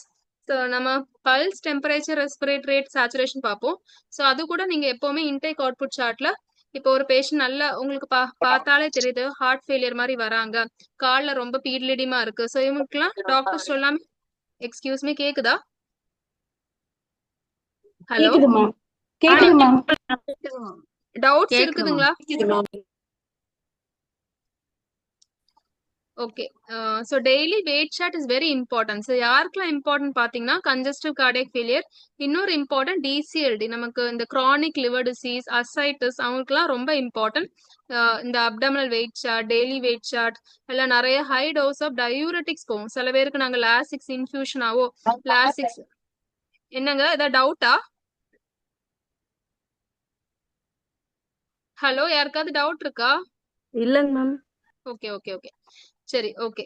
ஸோ நம்ம எப்படி ஒரு ஃப்ளூயிட் பேலன்ஸ் அசஸ் பண்ணுவோம்? ஸோ ஃபர்ஸ்ட் ஆஃப் ஆல் நம்ம ஸ்கின் டர்கர் பார்ப்போம். But important thing, skin elasticity வந்து நீங்க லோவர் லிம்ஸ்ல பார்த்துட்டு காரியம் இல்லை. ஸோ டீஹைட்ரேட்டடா இருக்காங்களா இல்லைன்னா இப்ப வந்து இன்னர் தைஸ்ல தான் நீங்க பார்க்கணும், இல்ல ஸ்டர்னம், இந்த 2 இடத்துல தான் ஃப்ளூயிட் பேலன்ஸ் கரெக்டா அது சொல்லும். ஸோ யங்ஸ்டர்ஸ்க்கு பாக்குற மாதிரி ஜஸ்ட் கால்ல பார்த்துட்டு விட்டோம்னா கரெக்டா வராது. ஏன்னா கால்ல அவங்களுக்கு ஏற்கனவே லாஸ் ஆஃப் சப்கியூட்டனஸ் ஃபேட் இருக்கும், ஸ்கின் வந்து ரிங்கிள்ஸா இருக்கும். ஸோ அது கரெக்டா அதோட நம்மளால ஹைட்ரேஷன் ஸ்டேட்டஸ் மானிட்டர் பண்ண முடியாது. ஸோ இன்னொன்னு சங்கன் ஐஸ். இப்போ சின்ன குழந்தைங்களுக்கு ரொம்ப டயரியா போகுதுன்னா நம்ம சங்கன் ஐஸ் பார்ப்போம். அப்புறம் ஓரல் கேவிட்டி ட்ரையா இருக்கா இல்லையான்னு. ஆனா எல்டர்லி பீப்புள் ரொம்ப சிவியர் டீஹைட்ரேஷன் வந்தாதான் இந்த மாதிரி சேஞ்சஸ் காஸ் பண்ணுவாங்க. ஸோ சங்கன் ஐஸும் ட்ரை மியூக்கஸா விட important skin turgor and inner thigh and sternum. அப்புறம் இன்னொரு important function mental status changes. அதாவது டக்குன்னு கன்ஃபியூஷன் வருது. சில டீஹைட்ரேஷன் வரச்சுல நிறைய பேர் கன்ஃபியூஷன் வருவாங்க. இதெல்லாம் ரொம்ப சட்டில் சைன். இது நம்ம மிஸ் அவுட் பண்ணக்கூடாது. நல்லா பேசிட்டு இருக்கிற ஒருத்தங்க ஒன்றும் சாப்பிடாம இருக்காங்க, ஈவினிங் பார்த்து திடீர்னு ரொம்ப கன்ஃபியூஸ்டா இருக்காங்கன்னா ஸோ சைன் ஆஃப் ஒரு ஒரு டீஹைட்ரேஷன் நம்ம எடுத்துக்கலாம். ஸோ யூரினரி ப்ராப்ளம்ஸ் இருக்கிற ஃபீமேல்ஸ்க்கு மெயினா limit water or caffeine intake at night. So ராத்திரி நிறைய நேரம் நம்ம டீ காஃபி குடிக்கிறதோ இல்ல ரெண்டு டீ காஃபிக்கு மேல குடிக்கிறதோ இது எல்லாமே அவாய்ட் பண்ணும். வாட்டர் இன்டேக்கும் அப்படிதான். ஸோ ஒரு 7 o'clock 8 o'clock மேல நிறைய வாட்டர் குடிக்கிறது, குடிச்சிட்டு நைட் எழுந்திரிச்சு யூரின் போறது, திரும்ப வாட்டர் குடிக்கிறது. ஸோ இந்த மாதிரி ப்ராப்ளம்ஸ் வந்து நம்ம அவாய்ட் பண்றதுக்கு அவங்களுக்கு எஜுகேட் பண்ணணும். Okay. So next oral cavity. So oral கேவிட்டில வந்து நிறைய நம்ம வயசானவங்க பாக்குறது நிறைய பேருக்கு டேஸ்ட் சென்சேஷன் ரொம்ப குறைஞ்சிரும். ஸோ நிறைய பேருக்கு ஒரு டேஸ்டே தெரியாது, எந்த ஃபுட்டு சாப்பிட்டாலும் டேஸ்ட் இல்லைன்னு அவங்களுக்கு தோணும். ஸோ அதை காம்பன்சேட் பண்றதுக்கு நிறைய பேர் நிறைய உப்பு போட்டோ இல்ல நிறைய உரப்பு போட்டோ அந்த மாதிரி சாப்பிடுவாங்க. ஸோ இன்னொரு physiological changes tooth loss. So அவங்களோட பல்லெல்லாம் விழுந்துரும், ட்ரை மியூக்கஸா, டேஸ்ட் சென்சேஷன். அதுக்கப்புறம் மொட்டிலிட்டின்னு பார்த்தா ஈசோஃபேகஸ்ல இருந்து கீழே கொலன் வரைக்கும் உள்ள எல்லா அதோட மூமெண்ட்ஸ் எல்லாமே குறையும். ஸோ அதனால கான்ஸ்டிபேஷன் வந்து ரொம்ப காமன் ஆகும் அவங்களுக்கு. ஸோ நிறைய பேருக்கு பட் நார்மலா ஒரு ஏஜ் பர்சன்ல ரெண்டு நாளைக்கு மேல மோஷன் போனாலும் ஆக்சுவலா கரெக்ட் தான். ஸோ வீக்லி அவங்க 3 times போனாலும் நார்மல், ஆக்சுவலா அது நார்மல். பட் நம்மளோட பீப்புள் வந்து அதை ஒத்துக்க மாட்டாங்க, அவங்களுக்கு டெய்லி மோஷன் போனாதான் கரெக்டா இருக்கும்னு சொல்லுவாங்க. ஸோ கான்ஸ்டிபேஷன் வந்து ரொம்ப காமனா நாங்க ஓபிடியில பாக்குறது. இன்னொரு இது பாத்தீங்கன்னா அப்சர்ப்ஷன். ஸோ நிறைய வைட்டமின் B12, அயன், கால்சியம் இந்த மாதிரி ஃபுட்டோட அப்சர்ப்ஷன் வந்து ரொம்ப கம்மியாகும். ஈவன் அடிக்குவேட்டட் டயட்ல எடுத்தா கூட ஸோ அந்த அப்சர்ப்ஷன் வந்து குறைய நிறைய சான்சஸ் இருக்கு. ஸோ இது ஏஜிங் சேஞ்சஸ்ல அப்படிதான் வரும். அதனாலதான் நிறைய பேர் அயன் சப்ளிமெண்ட்ஸோ கால்சியம் சப்ளிமெண்ட்ஸோ எடுத்துட்டு இருப்பாங்க. ஸோ ஸ்டொமக்ல என்ன நடக்குதுன்னா ஸ்டொமக்கோட மியூசின் வந்து கம்மியாயிட்டு நிறைய ஆசிட் செக்ரேஷன் வரும். ஸோ ஆஸ்பிரின் அந்த மாதிரி நிறைய மெடிசன்ஸ் எடுக்கிறவங்க வந்து ஏற்கனவே மியூசின் கம்மி ஆகிறனால அவங்களுக்கு நிறைய கேஸ்ட்ரைட்டிஸ் வர நிறைய நிறைய சான்சஸ் இருக்கு. ஸோ இன்னொன்னு கொலோனிக் மசில்ஸ் வந்து ரொம்ப வீக் ஆகும். ஸோ காமனாவே டைவர்டிக்லோசிஸ்னு வரும். அது காமனா நிறைய பேருக்கு நீங்க எண்டோஸ்கோபி கொலனோஸ்கோபி பண்ணச்சுல காமனா வர்றதுதான். ஸோ இம்பார்ட்டன்ட் அனதர் பாயிண்ட் வந்து ஈசோஃபேகஸ்ல எப்படி மோட்டிலிட்டி குறையுதோ அத மாதிரி கொலோனிக் மோட்டிலிட்டியும் குறையும். சில ஸ்பிங்டர்ஸ் எல்லாமே ரொம்பவே லூஸ் ஆயிரும். ஸோ அதனால அவங்களுக்கு என்னன்னா நைட்டு படுக்கச்சுன்னா நிறைய பேர் கேஸ் ப்ராப்ளம். ஸோ இந்த ஈசோஃபேகஸ் ஸ்பிங்டரோட ப்ரெஷர் எல்லாமே குறையும். ஸோ அடுத்த இம்பார்ட்டன்ட் சேஞ்ச் வந்து லிவர்ல.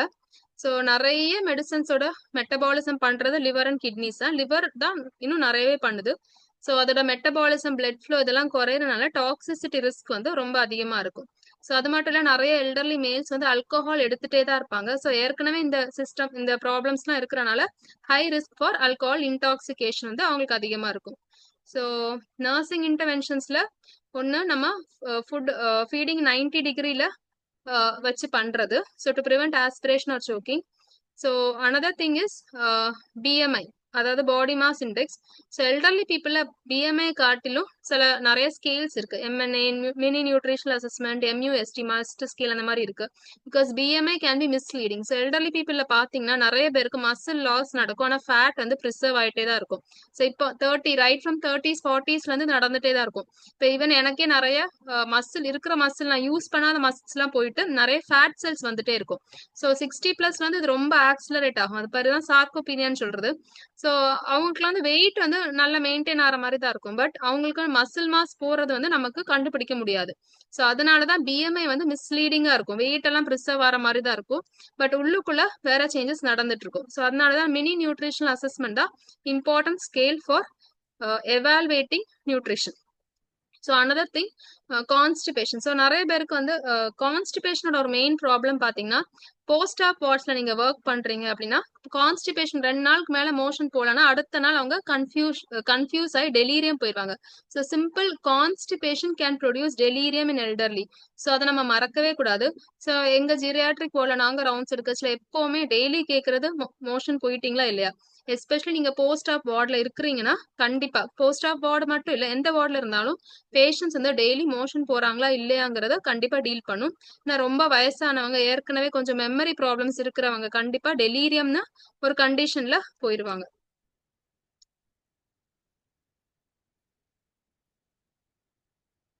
ஸோ அடுத்து மஸ்குலோஸ்கெலட்டல் சிஸ்டம் ரொம்ப இம்பார்ட்டன்ட் சிஸ்டம். எப்படி நம்ம எல்லா சிஸ்டம்ஸையும் சொல்றோமோ எப்படி cardiovascular system, respiratory system, so இதெல்லாம் காமனா எல்லாரும் பாக்குறது. பட் ஜீரியாட்ரிஷன் மட்டும்தான் மஸ்குலோஸ்கெலட்டல் சிஸ்டமும் அசஸ் பண்ணுவோம். பிகாஸ் ஒரு எல்டர்லி பீப்புள் இண்டிபெண்டா லைஃப் லாங் ஆக்டிவா இருந்தாதான் அவங்களோட குவாலிட்டி ஆஃப் லைஃப் நல்லா இருக்கும். ஸோ சுகர் வர்றது, ப்ரெஷர் வர்றது எல்லாருமே பார்ப்பாங்க, கண்ட்ரோல் பண்ணுவாங்க. பட் நிறைய எல்டர்லி பீப்புள் ஃபால் கீழே விழுறத வந்து பெருசா நினைச்சுக்க மாட்டாங்க. ஏன்னா அவங்க நினைப்பாங்க இதெல்லாம் காமன் தான், விழுறது வந்து வயசாயிடுச்சு விழுறது அப்படின்னு. ஸோ அது மாதிரி மசில் போன்ஸ் இது ரொம்ப இம்பார்ட்டன்ட். நம்ம எப்படி சுகரையும் ப்ரெஷரையும் கண்ட்ரோல் பண்றோமோ அதே மாதிரிதான் ஒரு இம்பேலன்ஸ், இன்ஸ்டெபிலிட்டி, ஃபால்ஸ், ஸோ இதையும் சேர்த்து ஒரு எல்டர்லி பீப்புளை பார்த்தாதான் ஒரு ஹோலிஸ்டிக் கேர் நமக்கு கொடுக்க முடியும். ஸோ அதனாலதான் ஜீரியாட்ரிக் மெடிசனே ஸ்டார்ட் பண்ணுது.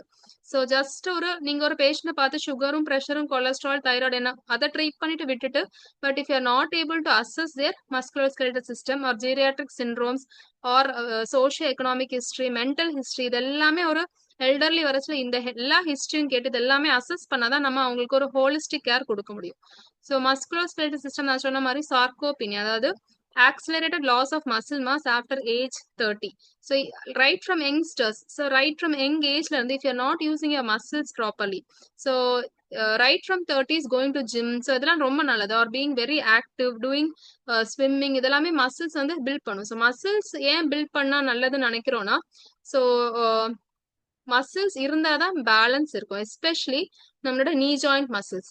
ஸோ நிறைய பேர் வந்து முட்டு வேதனைன்னு சொல்லுவாங்க, அப்படி சொல்லிட்டு உட்கார்ந்துருவாங்க ஒரு இடத்துல. நிறைய அம்மாமார் பாத்தீங்கன்னாலே தெரியும், வயசானவங்க உட்காருவாங்க முட்டு வலிக்குன்னு. ஆனா அதுக்கப்புறம் என்ன ஆகும்னா அந்த நீ மசில்ஸ் எல்லாமே வேஸ்ட் ஆயிரும், அது யூஸ் ஆகாதனால. ஸோ அவங்க அப்படி நடக்க ட்ரை பண்ணாங்களா டோட்டலா விழுந்துருவாங்க, ஃபியர் ஆஃப் ஃபால்ஸ் வரும். ஸோ விழுறது மட்டும் இல்ல, ஃப்ராக்சர்ஸும் வரும். ஸோ ஃபர்ஸ்ட் ஆஃப் ஆல் நம்ம மெயினா ஒரு பர்சன் நடக்கிறதுக்கு கோஆர்டினேஷனுக்கு நர்வஸ் சிஸ்டம் எப்படி பிரெயின் இம்பார்ட்டன்டோ அதே மாதிரி மசில்ஸும் வேணும். Second thing, muscles are also helpful to prevent insulin resistance. இப்போ இன்சுலின் ரெசிஸ்டன்ஸ் அதாவது சுகர்ஸ் எல்லாம் கண்ட்ரோல் வரணும், இன்சுலின் ரெசிஸ்டன்ஸ் குறையணும் அப்படின்னா மசில்ஸ் வந்து நார்மலா ஃபங்க்ஷன் ஆனாதான் அந்த இன்சுலின் ரெசிஸ்டன்ஸ் பார்ட்டும் இன்ஃப்ளமேட்டரி சேஞ்சஸ் சொல்லுவோம். ஸோ அதெல்லாமே மசில்ஸ் நல்லா இருந்தாதான் வந்து ஹெல்ப் பண்ணும். ஸோ அதனாலதான் after 60 physiotherapy is very very very important. So muscles அது மாதிரி நிறைய பெயின்ஸ், ஏக்ஸ் அண்ட் பெயின்ஸ் இருக்கும். ஸோ நிறைய இது ஸ்ட்ரெச்சிங் த மசில்ஸை பில்ட் பண்ணாலே நிறைய போயிடும். ஸோ இந்த மாதிரி மசில்ஸை பத்தி சொல்றதுக்கு நிறைய இருக்கு. ஸோ அதனாலதான் geriatric medicine is always align with physiotherapy. So நிறைய சிம்பிள் ப்ராப்ளம்ஸ் வந்து மசிலை பில்ட் பண்ணுச்சுல. So balance exercise, muscle building exercise, muscle strengthening exercise, இதெல்லாமே ஒரு பேஷண்ட், ஒரு எல்டர்லி பீப்புள் வந்து ஃப்ரெயில்டி போகாம அவங்கள வந்து ப்ரிசர்வ் பண்றது, அவங்க இண்டிபெண்டன்ஸை ப்ரிசர்வ் பண்றதுக்கு இருக்கிற ஒரு சில யுக்திகள். ஸோ மசில்ஸ்க்கு அப்புறம் வருது போன்ஸ். ஸோ போன்ஸும் very important. So because you have osteoporosis is a very silent disease, silent metabolic bone disease சொல்லலாம். So osteoporosis is very common in females. So நமக்கு மெனோபாஸ்க்கு அப்புறம் டக்குன்னு எஸ்ட்ரோஜன் சப்போர்ட் இல்லாதனால நம்ம மசில்ஸ் நம்ம போன்ஸ் எல்லாமே ஆக்சிலரேட்டடா லாஸ் ஆயிரும். So post menopausal decline. So அது ஆஸ்டியோபோரோசிஸ்ல 2 டைப்ஸ் இருக்கு, type 1 and type 2. So type 1 வந்து கொஞ்சம் யங் பீப்புள், அதாவது எங்குன்னு வச்சா ஒரு 50s அந்த ஏஜ்ல வர்றது. ஸோ காமனா ரிஸ்டும் வெர்டிப்ராவும் இந்த போன்ஸ் அஃபெக்ட் பண்ணுது. டைப் 2 வந்து ஆஃப்டர் 70ல வருது. இட் அஃபெக்ட்ஸ் போத், அதாவது மேல்ஸுக்கும் வரும் ஃபீமேல்ஸ். பொதுவாகவே ஆஸ்டியோபோரோசிஸ் வந்து காமன் இன் ஃபீமேல்ஸ் பிகாஸ் அந்த மெனோபாசல் போஸ்ட் மெனோபாசல் ஃபீச்சர்ஸ்னால வருது. ஸோ டைப் 2 பாத்தீங்கன்னா ஆஃப்டர் ஏஜ் 70. ஸோ விமனுக்கு வந்து இந்த 2 டைப்ஸும் பார்க்கலாம். ஸோ மேல்ஸ் பாத்தீங்கன்னா ஒரு 70 வயசுக்கு அப்புறம் இருக்கிற வயசானவங்களுக்கும் இந்த ஆஸ்டியோபோரோசிஸ் வரும். ஸோ அதுக்கப்புறம் joints, so very common osteoarthritis, kyphosis, இந்த மாதிரி கூன் போடுறதுலாம் ரொம்ப காமன். ஸோ இதெல்லாம் என்ன பண்ணலாம்? ஸோ ஆஸ்டியோ ஆர்த்ரைட்டிஸ்க்கு இப்போ நிறைய ட்ரீட்மெண்ட்ஸ் இருக்கு. நிறைய பேர் வந்து இது வாதம் அந்த மாதிரிலாம் சொல்லிட்டு போவாங்க. பட் அது இல்ல. இதெல்லாம் தேய்மானம். அதாவது டீஜெனரேட்டிவ் சேஞ்சஸ். அத நம்மளால நிறுத்த முடியாது. பட் ரைட் ஃப்ரம் 30s 40ஸ்லயே கொஞ்சம் எக்ஸர்சைஸ் பண்றதோ, இல்ல ஆக்டிவா இருக்கிறதோ will be very helpful. So osteoarthritis, kyphosis இது எல்லாமே ஏஜிங் சேஞ்சஸ். நிறைய பேருக்கு டீஜெனரேட்டிவ் சேஞ்சஸ். இது அப்படியே நம்மளால ரிவர்ஸ் பண்ண முடியாது. The best thing is to prevention. So இன்னொரு இம்பார்ட்டன்ட் திங், இதெல்லாம் வரனாலதான் நிறைய பேருக்கு fall risk. So they'll all fall. So அதுக்கு என்ன பண்ணலாம் அப்படின்னா, ஸோ ஃபர்ஸ்ட் ஆஃப் ஆல் நான் சொன்ன மாதிரி வைட்டல்ஸ் மட்டும் பார்த்துட்டு காரியல்ல. ரெஸ்பிரேட்டரி ரேட் ரொம்ப இம்பார்ட்டன்ட். அதுக்கப்புறம் mental changes, mental status changes. So டக்குன்னு கன்ஃபியூஷன் வருது, அது important. Hydration status important. So இதெல்லாம் பார்க்குற நீங்க அதே மாதிரி ஒரு பேஷண்ட்டை நடத்தி பார்க்கணும். ஸோ ஆர்த்தோஸ்டாட்டிக் ஹைப்போடென்ஷன் சொன்னேன், அதுவும் ரொம்ப இம்பார்ட்டன்ட். டக்குன்னு ஒருத்தவங்க எந்திரிச்சு ஓடக்கூடாது. நீங்க அசஸ் பண்ணச்சுல உங்க வார்ட்லயோ எந்த இடத்துலயுமே ஒரு பேஷண்ட் எப்படி நடக்கிறாங்கன்னு நீங்க பார்க்கணும். பாத்ரூம் வர போச்சுல அவங்க நல்லா நடக்கிறாங்களா, அவங்களுக்கு ஏதாவது அவங்க வீட்ல வந்து வாக்கிங் ஸ்டிக் இருக்குன்னா அவங்கள கண்டிப்பா கொண்டு வர சொல்லணும்.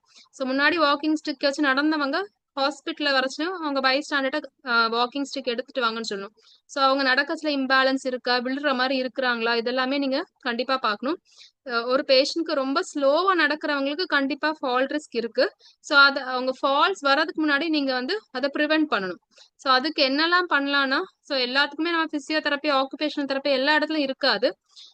அது மாதிரி சில அசிஸ்டிவ் டிவைசஸ் இதெல்லாமே எல்லா இடத்துலயும் இருக்காது. ஸோ சிம்பிளா நீங்க பண்ண வேண்டியது பை ஸ்டாண்டர்க்கு இந்த இவங்க நடக்கச்சுல கொஞ்சம் அன்ஸ்டடியா இருக்காங்க, கொஞ்சம் பார்த்துக்கோங்கன்னு ஃபர்ஸ்ட் ஆஃப் ஆல் சொல்றது. ஸோ மெயினா நைட் வந்து கூடுதல் நேரம் எந்திரிச்சு யூரின் போறதா இருந்தா அதை வந்து கண்ட்ரோல்ல கொண்டு வரது.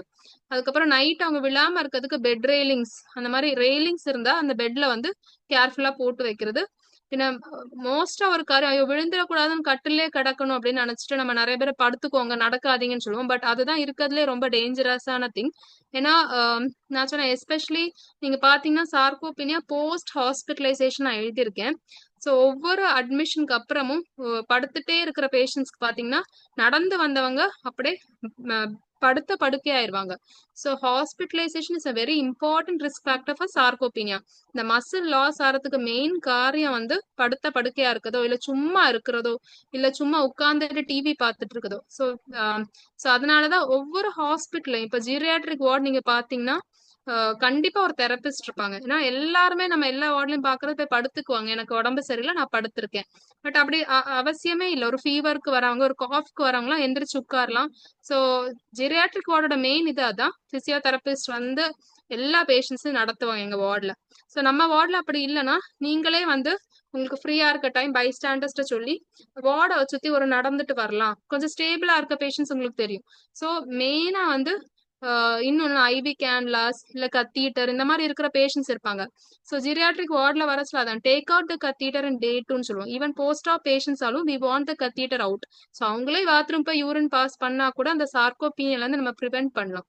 So very important mobilising the patient.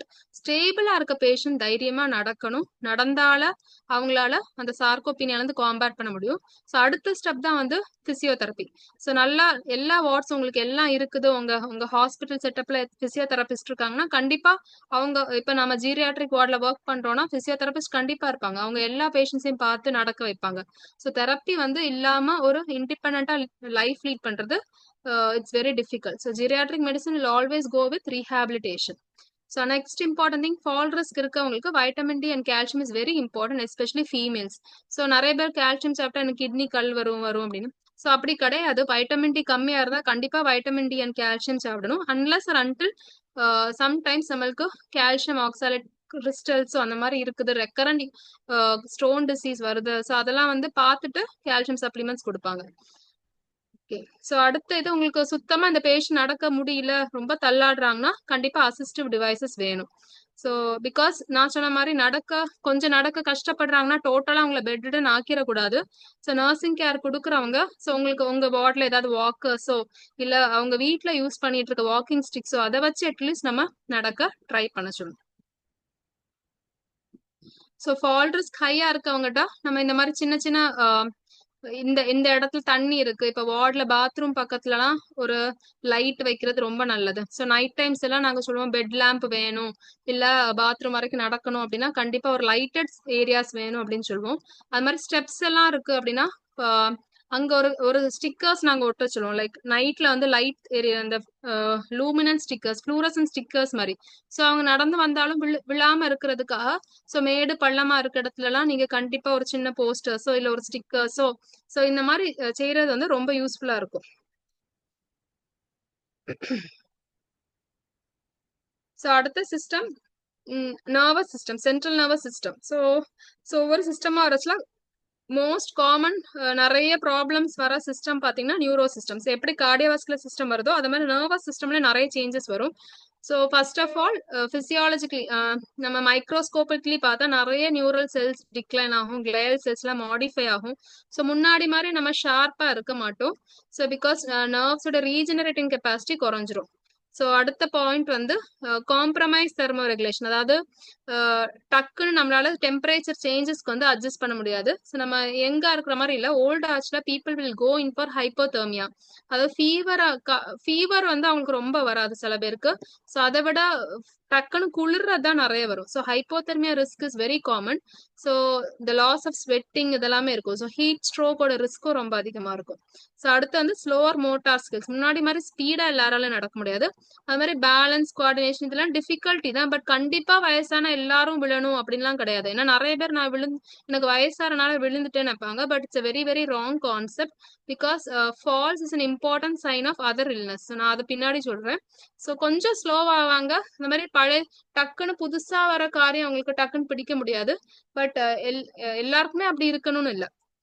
So cognition பாத்தீங்கன்னா நியூ திங்ஸ். இப்ப திடீர்னு ஒரு புதுசா ஒருத்தவங்களுக்கு ஹிந்தி, மலையாளம் 60-70+ டக்குன்னு ஒரு நியூ லாங்குவேஜ் வந்து படிக்க கொஞ்சம் கஷ்டமா இருக்கும்.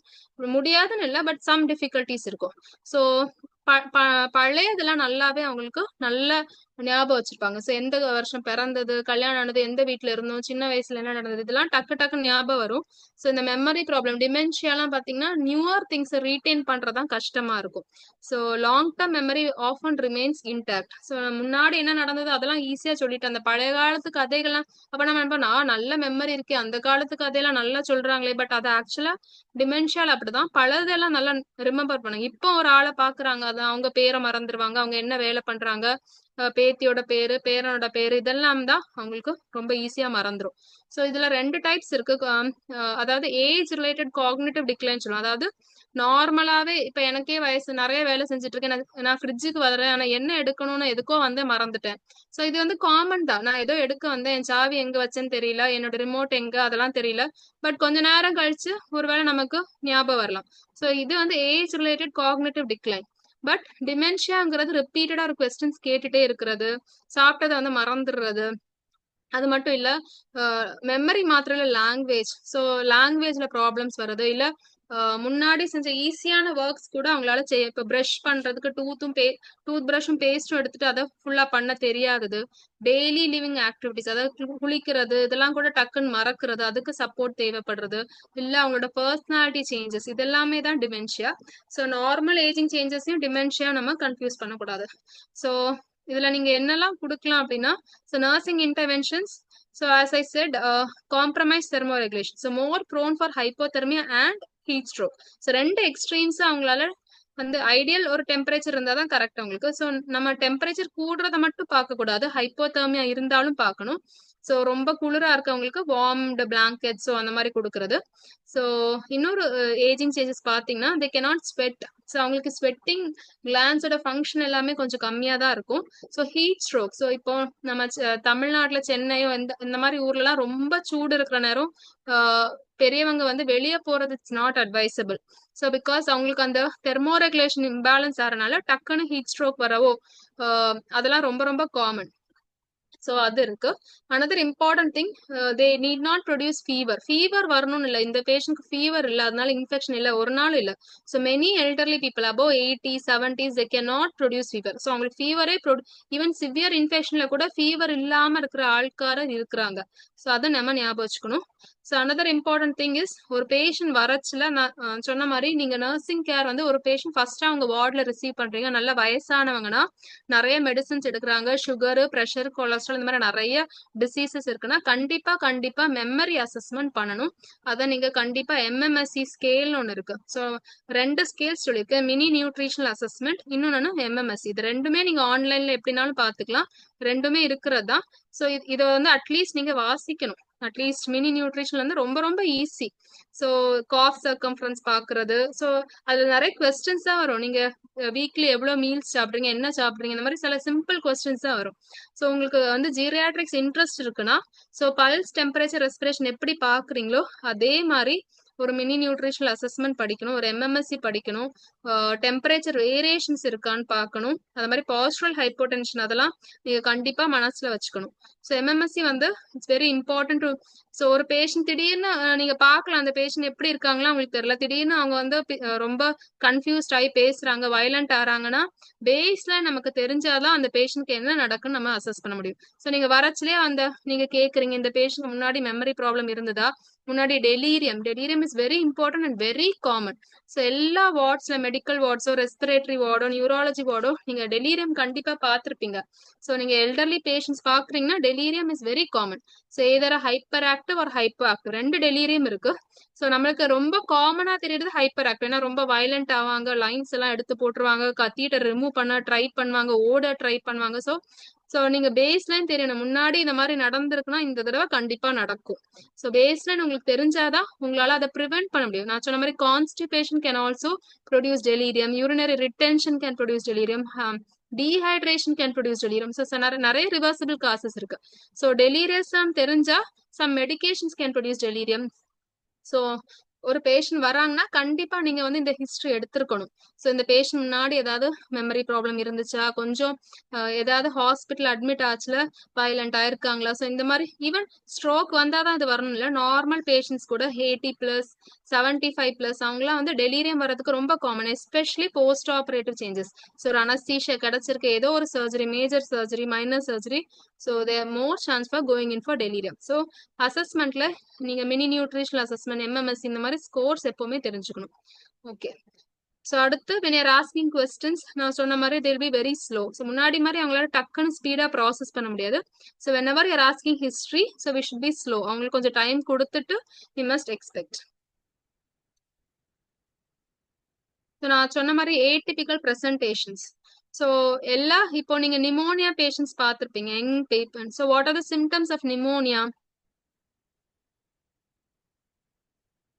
ஸோ நிமோனியான்னு வந்தா என்னெல்லாம் சிம்டம்ஸ் நீங்க பார்த்திருக்கீங்க? செஸ்ட் இன்ட்ராயிங் இருக்குங்க மேம்.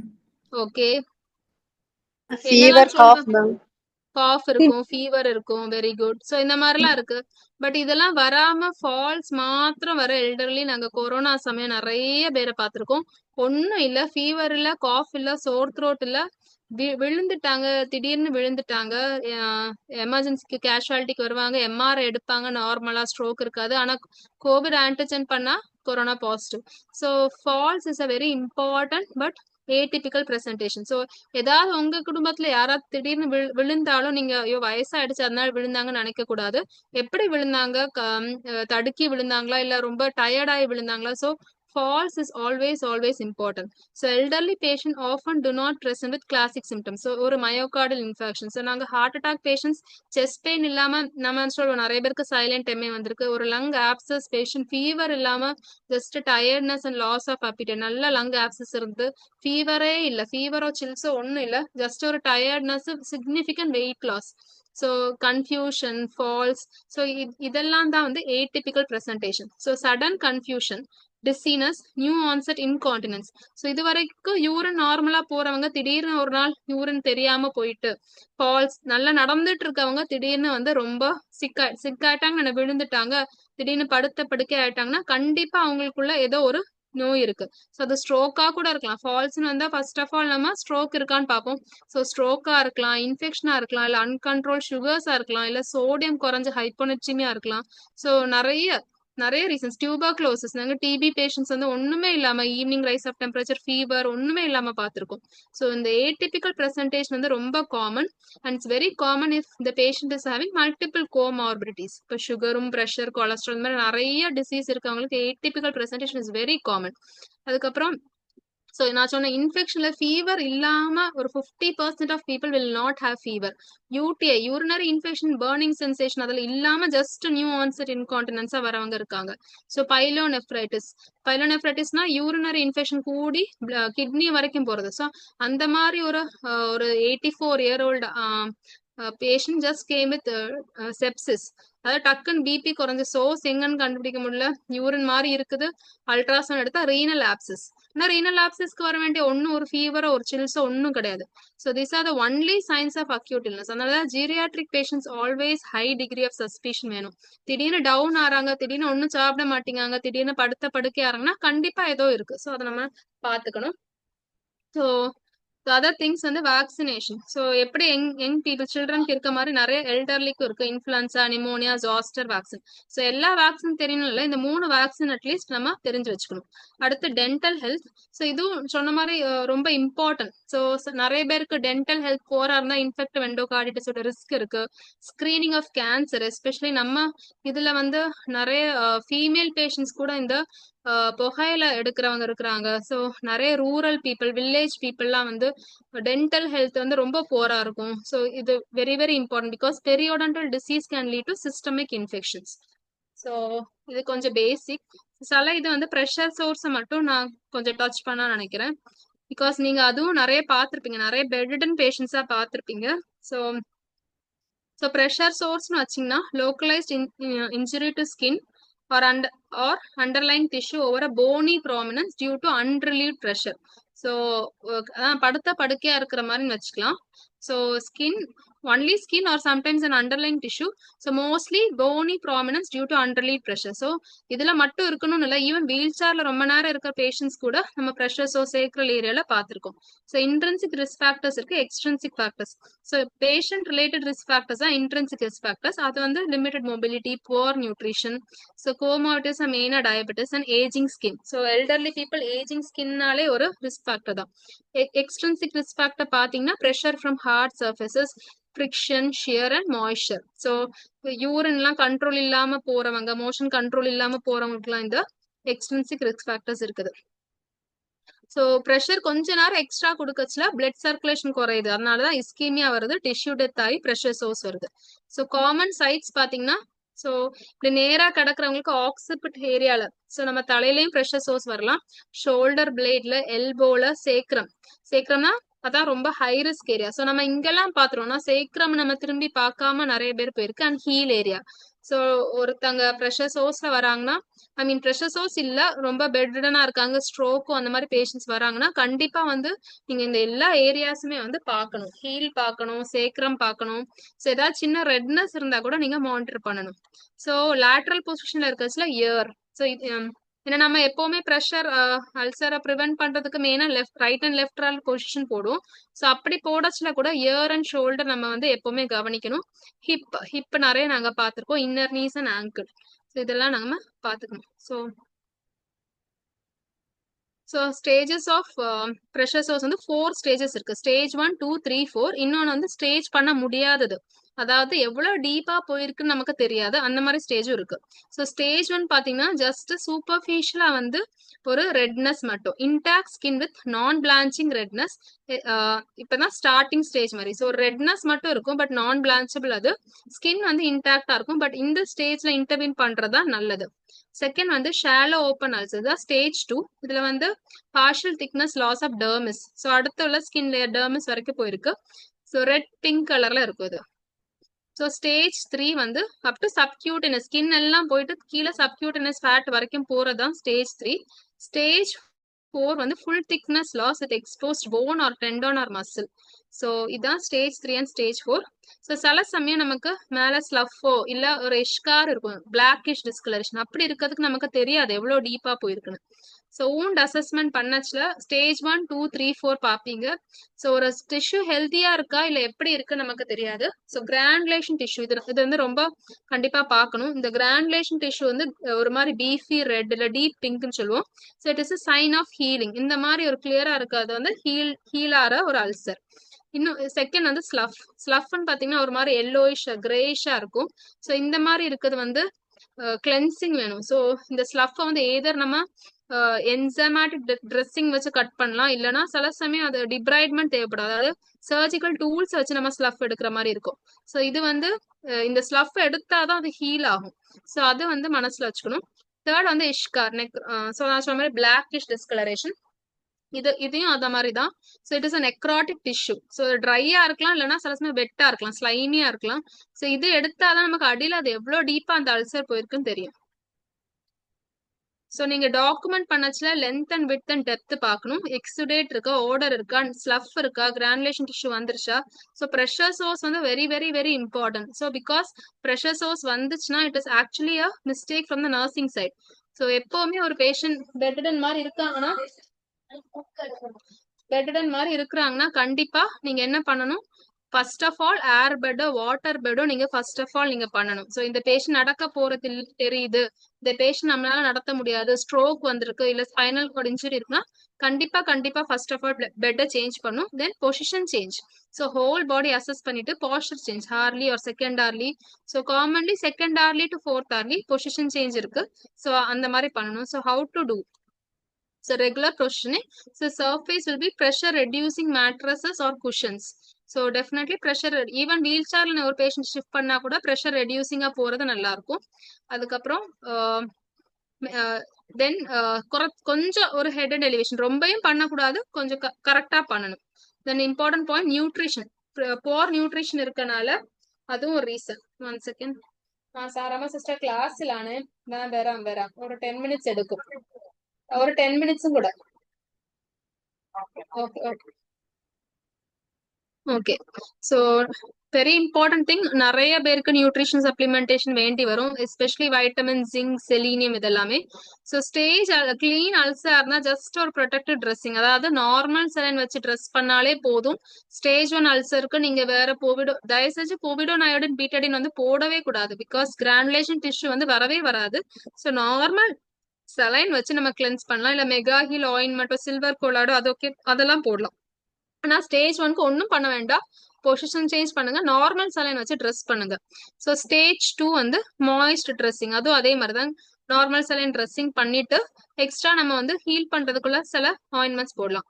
ஸோ ஸ்டேஜ் 3 or 4 இருக்கு அப்படின்னா அதுலயும் எல்லாமே ட்ரெஸ்ஸிங் தான் சார், நிறைய டைப்ஸ் இருக்கு. ஸோ இட் டிபெண்ட்ஸ், இங்க சில ட்ரெஸ்ஸிங் இருக்கும், அங்க ஸோ என்ன இருக்கோ அதை பொறுத்து. ஹைட்ரோஜெல் ஆஃப் ஃபோம் ட்ரெஸ்ஸிங் தான் ரொம்ப நல்லது stage 3 and 4 necrosis இல்லாததுக்கு.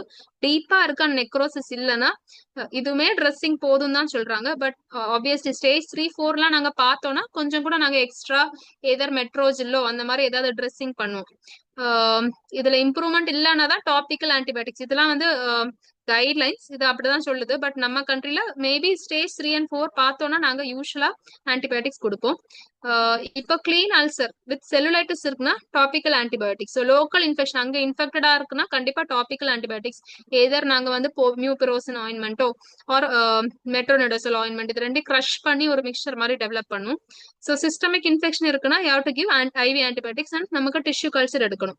So necrotic tissue நான் சொன்ன மாதிரி இந்த மாதிரி எஷ்கார் இருக்கு, கொஞ்சம் ஸ்லஃப் எல்லாம் இருக்குன்னா you have to do some, அதை டிப்ரைட் பண்ணாதான் நமக்கு வந்து நம்ம என்ன ட்ரெஸ்ஸிங் போட்டாலும் அது சரியாகும். ஸோ அதெல்லாம் வந்து நம்ம கிளீன் பண்ணிட்டு தான் அடுத்த இது பண்ணணும்.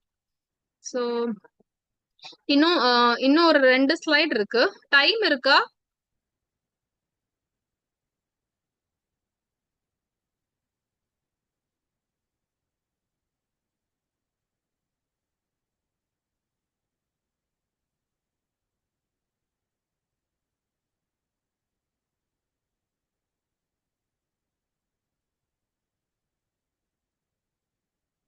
ஸ்கிரீன் தெரியுதுங்களா? மேம் தெரியுதுங்க மேம். சொல்லுங்க. விசிபிளா? Okay okay okay.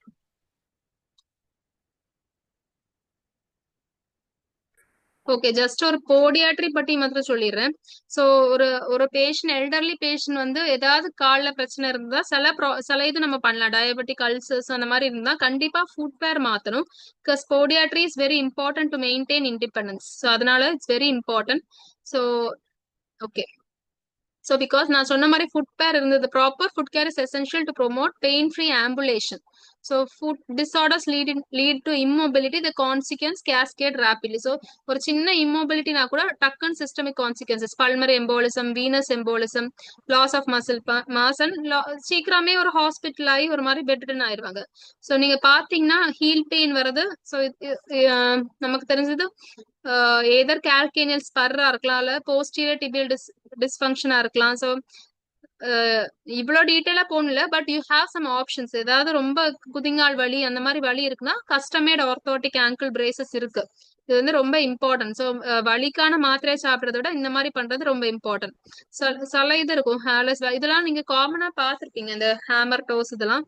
ஸோ அதுக்குமே வந்து ஏதர் சர்ஜிக்கல் கரெக்ஷன் இருக்கு, இல்லைன்னா இந்த மாதிரி பிரேசஸ் இருக்கு. Okay.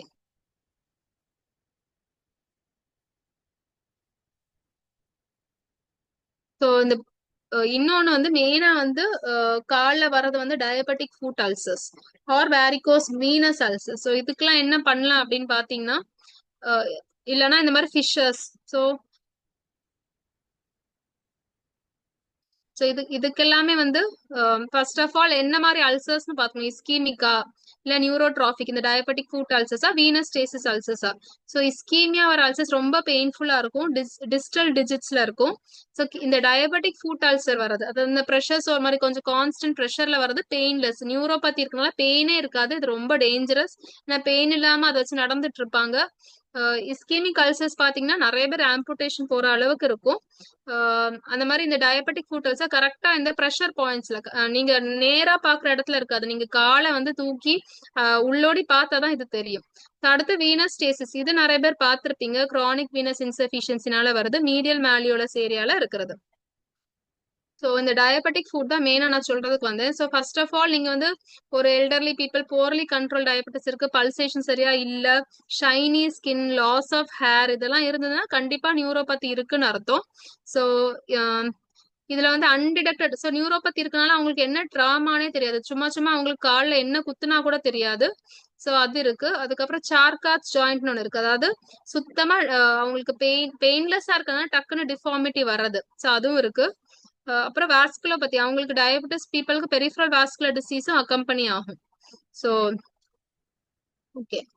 So sensory neuropathy, motor neuropathy ரெண்டும் இருக்கு. சென்சரி நியூரோபதி வந்து கிளவ் அண்ட் ஸ்டாக்கிங் சொல்லுவோம், அதாவது அவங்களுக்கு ஃபர்ஸ்ட் கீழ இருந்து மேல வரைக்கும் சென்சேஷன்ஸ் லாஸ், அந்த பாதத்துல இருந்து மேல வரைக்கும் போகும். அதுக்கப்புறம் கையிலயும் அதே மாதிரி கிளவ் டைப்ல ஒரு நியூரோபதி வரும். இது டிபிக்கலா வந்து டயபெட்டிக் பீப்புளுக்கு வரும். ஸோ அடுத்த மோட்டார் நியூரோபதி பாத்தீங்கன்னா அதுலதான் வந்து இந்த கிளாயிங் ஆஃப் ஃபுட், அட்ரஃபி அந்த மாதிரி சைன்ஸ் வரும். So even a small ulcer can form from as little as 5 to 7. அதனால ரொம்ப சின்ன இதுல கூட அல்சர்ஸ் வர நிறைய ரீசன்ஸ் இருக்கு. So first of all diabetic பீப்புளுக்கு நீங்க அசஸ் பண்ணச்சுல ஸ்கின் மார்க்கர்ஸ் இருக்கான்னு பார்ப்போம். ஸோ என்னெல்லாம் ஸ்கின் மார்க்கர்ஸ் பாத்தீங்கன்னா, அக்காந்தோசிஸ் நைக்ரியன்ஸ், இல்லைன்னா ஷின் ஸ்பாட்ஸ் சொல்லுவாங்க, இந்த கால் ஒரு மாதிரி கருப்பு கருப்பா வரும். ஸோ அதெல்லாமே diabetic skin markers. Loss of skin, shiny skin, so இதெல்லாம் இருக்கான்னு பார்க்கலாம். தென் சென்சேஷன் வந்து நீங்க தொட்டு பார்க்க, அதை விட ரொம்ப நல்லது வந்து ஒரு மோனோஃபிலமெண்ட் டெஸ்ட் சொல்லுவோம். ஸோ தொட்டு பார்க்கறத மோனோஃபிலமெண்ட் வச்சு பார்க்கச்சுல சென்சரி லாஸ் ஈஸியா கண்டுபிடிக்கலாம். அதுக்கப்புறம் சர்க்குலேஷன் அசஸ் பண்ணும். அப்புறம் மெயினா கால் பாதத்துக்கு அடியில கண்டிப்பா பார்க்கணும் டயபெட்டிக் பேஷண்ட்ஸ்க்கு. So okay. ஸோ இதே ஒரு டயபெட்டிக் பேஷண்ட் என்னெல்லாம் பண்ணலான்னு, ஸோ எப்படி பெட் சோர்ஸ் ட்ரீட் பண்ற மாதிரி இதுல என்னெல்லாம் பண்ணலாம், கல்ச்சர் சென்ட் பண்ணும், metabolic control, and very very important diabetic பேஷண்ட்ஸ்க்கு ஸ்பெஷலா எம்சிஆர் ஸ்லிப்பர்ஸ் இருக்கு. ஸோ அது போட்டா கூட போதும், பிகாஸ் யூனிஃபார்மா ப்ரெஷர் வந்து டவுன்லோட் ஆயிரும். ஸோ வெரி இம்பார்ட்டன்ட் இது நம்ம செய்யறதுக்கு. அண்ட் ஸோ ருட்டீன் கேர்ல நீங்க ப்ரிவென்ஷன்ல வந்து அவாய்ட் வாக்கிங் பேர் food. So it's very important. So நீங்க வார்ட்ல கூட பேஷண்ட்ஸ் வந்து ஏதாவது ஸ்லிப்பர்ஸோ ஏதாவது ப்ரொடெக்டிவ் இது போட்டுட்டு தான் நடக்கணும். அப்புறம் ஏற்கனவே இந்த மாதிரி ஸ்கின் ப்ராப்ளம்ஸ் இருக்கவங்க, இந்த மாதிரி டயபெட்டிக் அல்சர் வந்தவங்க டெய்லி இன்ஸ்பெக்ட் பண்ணும். ஸோ மெயினா அந்த விரலுக்கு நடுவுல கூட நீங்க பார்க்கணும், ஃபங்கல் இன்ஃபெக்ஷன்ஸ் நிறைய இருக்கும் சில பேருக்கு. ஸோ அதை கவனிக்காம இருந்து செல்லுலைட்டிஸ் போறவங்க இருக்காங்க. So prevention is more effective than cure. So அது பார்த்துக்கணும். ஓகே. ஸோ இன்னும் ஒண்ணு கூட இருக்கு, அதே நான் சொல்லி முடிச்சிடுறேன்.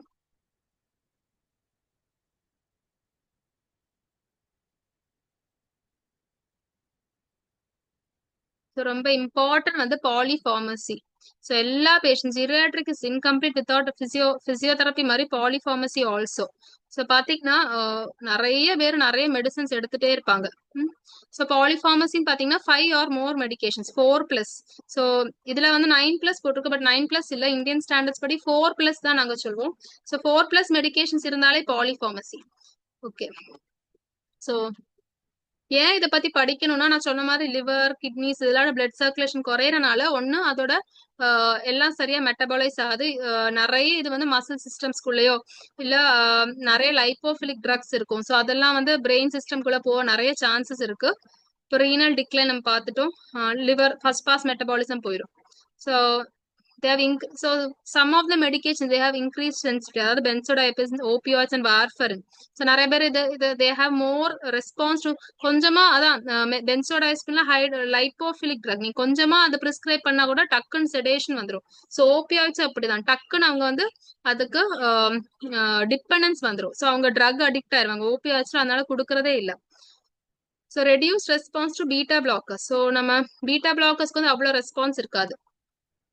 ஸோ நான் சொன்ன மாதிரி orthostatic hypotension is very common. So நிறைய மல்டிபிள் ட்ரக்ஸ் எடுக்கிறவங்களுக்கு ஸோ ஆர்த்தோஸ்டாட்டிக் ஹைப்போடென்ஷன், இந்த மாதிரி ஆக்சிடென்டல் ஹைப்போதெர்மி அதெல்லாம் கூட common. Okay. So ADR adverse drug reactions வந்து nearly 50% of emergency admissions is because of drugs. So நம்ம இந்தியால சினாரியோ பாத்தீங்கன்னா up to 50 to 60% of admissions can be because of drugs னே நம்ம சொல்லலாம். இல்ல ஹை ரிஸ்க் ஏஜென்ட்ஸ் வந்து CNS, so anything லெவிபில், ஆன்டி எபிலெப்டிக், ஆன்டி சைக்காட்டிக்ஸ், நிறைய பேர் ஆன்டி சைக்காட்டிக்ஸ் எடுப்பாங்க. ஸோ ஈவன் ஆன்டி எபிலெப்டிக்ஸ் இருக்கு, so anti bacteria, anti coagulants, so antibiotics இது எல்லாமே. அது மாதிரி நீங்க டக்குன்னு ஒரு மெடிசனை ஸ்டாப் பண்ண முடியாது. சில மெடிசன்ஸ் வந்து நம்ம ஸ்லோவா தான் ஸ்டாப் பண்ணும். பீட்டா பிளாக்கர்ஸ், பென்சோடைபின் அதெல்லாம் டக்குன்னு ஸ்டாப் பண்ணா it leads to dangerous kind of thing. So slowly taper, especially for giving antidepressants. So antidepressants இந்த மாதிரி ஸ்லீப் மெடிகேஷன்ஸ் நம்ம ஸ்லோவா டேப்பர் பண்ணி தான் ஸ்டாப் பண்ணணும். ஓகே, ஸோ சில சமயம் ஓவர் யூஸ் மட்டும் இல்ல, அண்டர் யூஸும் இருக்கு. நிறைய பேஷண்ட்க்கு நம்ம கால்சியம், வைட்டமின் டி கொடுக்க மாட்டோம். ஸோ சில பேஷண்ட் ஸோ அந்த மாதிரி ப்ராப்ளம்ஸும் இருக்கு. சில சமயம் நீங்க வந்து எல்டர்லி பீப்புள பாத்தீங்கன்னா அவங்க நிறைய டாக்டர்ஸ்ட்டு போவாங்க. ஸோ ஜீரியாட்ரிக் டாக்டர்கிட்ட மட்டும் இல்ல, அவங்க வந்து பல்மனாலஜி போய் பார்ப்பாங்க, கார்டியாலஜி, நெஃப்ராலஜி, அப்ப எல்லாருமே வந்து நிறைய மெடிசன் கொடுப்பாங்க. ஸோ நாங்க பார்த்துருக்க ஒரு பேஷண்ட் வந்து ஒரே மெடிசனை 3 நாள் டாக்டர் அதே மெடிசன் தான், கேஸோடயோ இல்ல பிபியோடதோ, ஸோ அந்த மெடிசனே அந்த பேஷண்ட் சாப்பிட்டுட்டே இருக்கிறாங்க. ஸோ இதெல்லாம் நம்ம வந்து கண்டிப்பா கரெக்டா பார்க்கணும். ஒருவேளை அவங்க வார்டுக்கு அட்மிட் ஆகுறாங்கன்னா அவங்க எல்லா மெடிசனும் எடுத்துட்டு வர சொல்லணும். ஸோ அதுல நிறைய பாத்தீங்கன்னா டூப்ளிகேட் ஆயிருக்கும். டைம் இல்லாம அவங்க என்ன பண்ணுவாங்க, நிறைய பேர் நிறைய டாக்டர்ஸ் போய் எல்லாம் ஒரே மெடிசனை சாப்பிட்டுட்டு இருப்பாங்க. ஸோ அது ஒண்ணு. அப்புறம் மெமரி ப்ராப்ளம் இருக்கவங்க என்ன சாப்பிடுறாங்க என்ன தராங்கன்னே நமக்கு தெரியாது. ஸோ மெமரி ப்ராப்ளம் இருக்கிறவங்க அவங்களே எடுத்து சாப்பிடுறத விட அவங்க கூட நிக்கிறவங்க வந்து மெடிசன்ஸ் எடுத்து கொடுக்கறது பெட்டரா இருக்கு. ஸோ ஏன் இந்த மெடிகேஷன் இன்டியூஸ் ஜீரியாட்ரிக் சிண்ட்ரோம்ஸ் இருக்கு, வெரி வெரி இம்பார்ட்டன்ட். ஸோ நான் சொன்ன மாதிரி நிறைய ப்ராப்ளம்ஸ் வந்து மெடிசன்ஸ்னால தான். So some of the medicines வந்து will produce delirium, some of the medicine will produce dementia, some of the medicines will produce instability falls, some of the medicines will produce urinary incontinence, constipation. So commonly use பண்ற amlodipine இந்த மாதிரி anti ஹைப்பர்டென்சிஸ் கூட constipation cos பண்ணும். So எல்லா மெடிசன்ஸும் ஒவ்வொரு side effects இருக்கும். Okay, so நிறைய criteria இருக்கு. ஸோ நம்ம நர்சிங் சைட்ல இருந்து என்ன பண்ணலாம், நீங்க எல்லா மெடிசன்ஸையும் கொண்டு வர சொல்லுங்க. ஈவன் நிறைய பேர் ஹோமியோ மெடிசன்ஸோ ஆயுர்வேதிக்கோ இல்ல சில சமயம் ஐ டிராப்ஸ் கூட, நாங்க வந்து ஒரு ஐ டிராப்ஸ் கூட பிராடிகார்டியா ப்ரொடியூஸ் பண்ணி கிடினஸ் அண்ட் ஃபால்ஸ் பார்த்திருக்கோம். So eye drops, cough syrup, சில பேருக்கு ரொம்ப வருஷமா ஒரே காஃப் சிரப் எடுத்துட்டு இருப்பாங்க. ஸோ எல்லாம் கொண்டு வர சொல்லுங்க. சில பேர் தப்பா எடுப்பாங்க, தைராய்டு மாத்திரை வந்து மார்னிங் வெறும் வயிற்றுல சாப்பிடாம சில பேர் ஈவினிங் சாப்பிடுவாங்க, அப்படி இருக்கிறவங்க இருக்காங்க.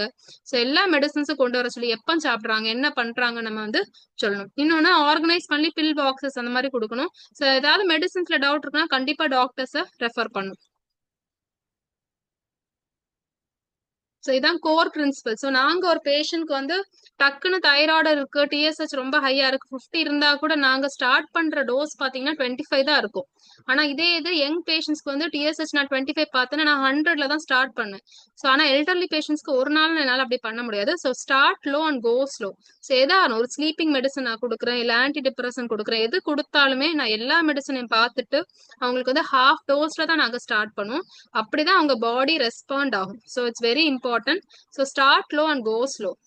ஸோ சேஃப்டி செக் எப்பவுமே நாங்க வந்து ஒவ்வொரு தடவையும் மெடிசன்ஸ் கொண்டு வர சொல்லுவோம். ஓபிடி வந்தாலும் நீங்க என்னெல்லாம் சாப்பிட்றீங்க, எந்த டாக்டரை பார்த்தீங்க, என்ன தந்தாங்க, ஸோ இது எல்லாமே பார்க்கணும். அடுத்து வந்து ஒரு பேஷண்ட் சிக்காய் அட்மிட் ஆறாங்கன்னா மெடிசன்ஸ்னால தான் இந்த பிரச்சனை வந்துதான்னு நம்ம யோசிக்கணும்.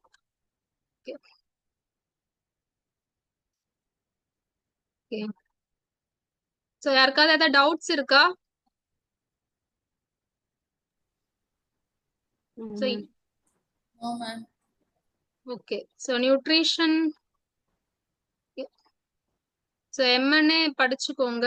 ஸோ இம்பார்ட்டண்டா ஒரு பேஷண்ட் வந்து அன்இன்டென்ஷனல் வெயிட் லாஸ், அதாவது most important indicator of decline 5% weight loss in 3 months or 6% of weight loss in 6 months. So ஒரு பேஷண்ட்க்கு டக்குன்னு வெயிட் லாஸ் இருக்குன்னா ஏதோ ஒரு சீரியஸ் அண்டர்லைங் டிசீஸ், கேன்சர் மட்டும் இல்லை, நான் சொன்ன மாதிரி டிபிஓ, லங் ஆப்சஸோ, யூரின் இன்ஃபெக்ஷனோ. ஸோ இந்த அன்இன்டென்ஷனல் வெயிட் லாஸ் வந்து ரொம்ப இம்பார்ட்டன்ட். ஸோ எப்படி பீடியாட்ரிக் பேஷண்ட்ல ஒரு குழந்தை சாப்பிடலன்னா அந்த அந்த குழந்தை சிக்கா இருக்குன்னு நினைக்கிறோமோ அதே மாதிரி தான் ஜீரியாட்ரிக்ஸும். ஓகே, ஸோ நான் சொன்ன மாதிரி ஹைட்ரேஷன் அசஸ் பண்றது வந்து கையில எல்லாம் அசஸ் பண்ணக்கூடாது, ஸ்டர்னமும் இன்னர் தைல தான் அசஸ் பண்ணணும். ஓகே, ஸோ டெய்லி ஒரு சார்ட் மெயின்டைன் பண்ணது கொஞ்சம் கஷ்டம் தான். ஸோ யூஸ்வலா நாங்க வந்து 30 to 35 கிலோ கேலரிஸ் கொடுப்போம். ஒரு மால் நரிஷ்ட் சீனியர்ஸ் இருக்காங்கன்னா ரொம்ப வெயிட் குறைஞ்சவங்களுக்கு அட்லீஸ்ட் ஒரு 1500 கிலோ கேலரிஸ் கொடுக்கணும். 1.25 grams ஆஃப் ப்ரோட்டீன்ஸ் கொடுப்போம்.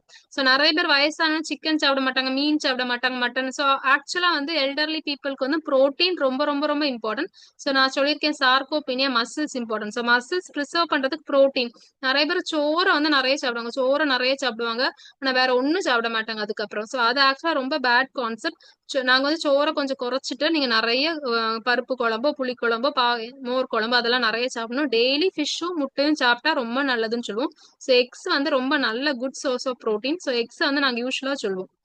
ஓகே, ஸோ ஓகே, நான் சொன்ன மாதிரி எம்என்ஏ ஸ்கேல் நீங்க படிக்கணும், டெய்லி வெயிட் பார்க்கணும். ஸோ இதெல்லாம் நியூட்ரிஷனல் அசஸ்மெண்ட். ஸோ ஒரு எல்டர்லி பேஷண்ட் வந்து எப்படி வைட்டல்ஸ் மானிட்டர் பண்றீங்களோ அது மாதிரி ஃபால் ரிஸ்க் இருக்கான்னு பார்க்கணும், மெமரி எப்படி இருக்குன்னு பார்க்கணும், ஹைப்போதெர்மியா போதான்னு பார்க்கணும், ஆர்த்தோஸ்டாட்டிக் ஹைப்போடென்ஷன் பார்க்கணும், ரெஸ்பிரேட்டரி ரேட் எப்படி இருக்குன்னு பார்க்கணும், ஸோ மீல்ஸ் ஒழுங்கா சாப்பிட்றாங்களா, எப்படி வார்ட்ல நடக்கிறாங்கன்னு பார்க்கணும், யூரினரி இன்கான்டன்ஸ் இருக்கான்னு பார்க்கணும்.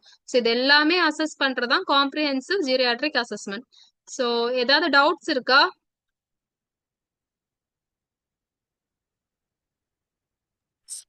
Dear participants, kindly ask your doubts. Ma'am ma'am ma'am சொல்லுங்க. மேம் இது ஸ்கோரிங் இருக்கிற மாதிரி புரோட்டோகால் இருக்கா மேம்? ஜீரியாட்ரிக் அசஸ்மெண்ட் ஸ்கோரிங்னு ஒரு இதுல பார்த்தோம் மேம், அந்த மாதிரி எதுவும் இருக்காங்க மேம் அசஸ்மெண்ட்ல? அதான் சொன்னேன்ல, ஒரு காம்ப்ரிஹென்சிவ், அதாவது ஒரு பெரிய கிளாஸ் எடுத்தாதான் எனக்கு ஃபுல்லா அந்த சிஜிங்கிறதே பல மணிக்கூர் நம்ம பேசுற மாதிரி இருக்கும். ஸோ அதுல ஒவ்வொரு ஸ்கோர் இருக்கு. நான் சொன்ன மினி நியூட்ரிஷன் அசஸ்மெண்ட் பாருங்க, எம்எம்எஸ்சி பாருங்க. ஸோ ஒவ்வொரு ஸ்கேல்ஸ்க்குமே ஒரு ஸ்கோர் உண்டு. அதெல்லாம் மொத்தத்துல சொல்றதுக்கு நமக்கு டைம் இருக்கு. அது பேசிக்கா தான் நான் சொல்லியிருக்கேன் எனக்கு. ஸோ ஃபுல்லா அந்த ஸ்கோரிங் சிஸ்டம் படிக்கிறது வந்து பிஜில இருந்து நாங்க அதை படிக்கிறது தான் ஸ்கோரிங் சிஸ்டம்ஸ். ஸோ நர்சிங் சைட்ல நீங்க வந்து ப்ரெஷர் அல்சரோட ஸ்கோரிங் சிஸ்டம்ஸ் படிக்கணும். எம்என்ஏ படிச்சீங்கன்னா ரொம்ப நல்லது, எம்எம்எஸ்சி படிச்சாலும் ரொம்ப நல்லது. ஸோ அதுக்கப்புறம் ஃபங்க்ஷனல் ஸ்டேட்டஸ் அசஸ்மெண்ட்னு ஒன்று இருக்கு. அது வந்து பேசிக் ஆக்டிவிட்டிஸ் ஆஃப் டெய்லி லிவிங், அவங்களால நடக்க முடியுதா என்னெல்லாம் அவங்க அது எல்லாமே ஸ்கோரிங் சிஸ்டம் இருக்குது. ஆனா ஒவ்வொரு ஸ்கேலுக்கும் ஒரு ஸ்கோரிங் சிஸ்டம் உண்டு. அப்போ ஆக்சுவலா நிறைய ஆன்லைன்ல நீங்க பார்க்கலாம், பார்த்தல் இண்டெக்ஸ் இருக்கு, கேட்ஸ் இண்டெக்ஸ் இருக்கு. மொத்தத்துல ஒரு ஸ்கோரிங் சிஸ்டம் வந்து டெவலப் பண்ண முடியாது, எல்லாத்துக்கும் இண்டிவிஜுவல் ஸ்கோரிங் சிஸ்டம் உண்டு. Thank you ma'am. Okay okay.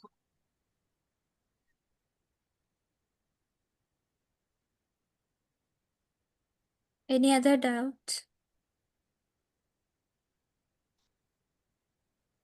No, ma'am. Okay. No, ma'am. Okay, so how was the session? You can give feedbacks also. Clearly explain all the systems ma'am. Thank you ma'am.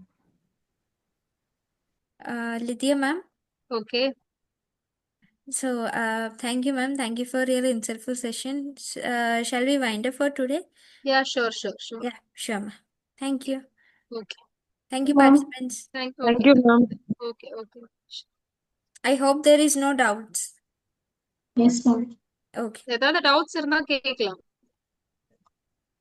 Yes, we have only one more sessions to go, so please Okay, utilize okay. this time. Okay, we'll wind up. Okay. No, ma'am. I'm saying to that participants, we have only one more session. So Okay. like for this batch. So I'm saying them to utilize this time. Okay. So I hope there is no doubt. So that we can wind up, ma'am. Okay. Thank you, ma'am. Okay, sure. Please share this PPT with me so that I can share to them. Sure. Okay. Thank you.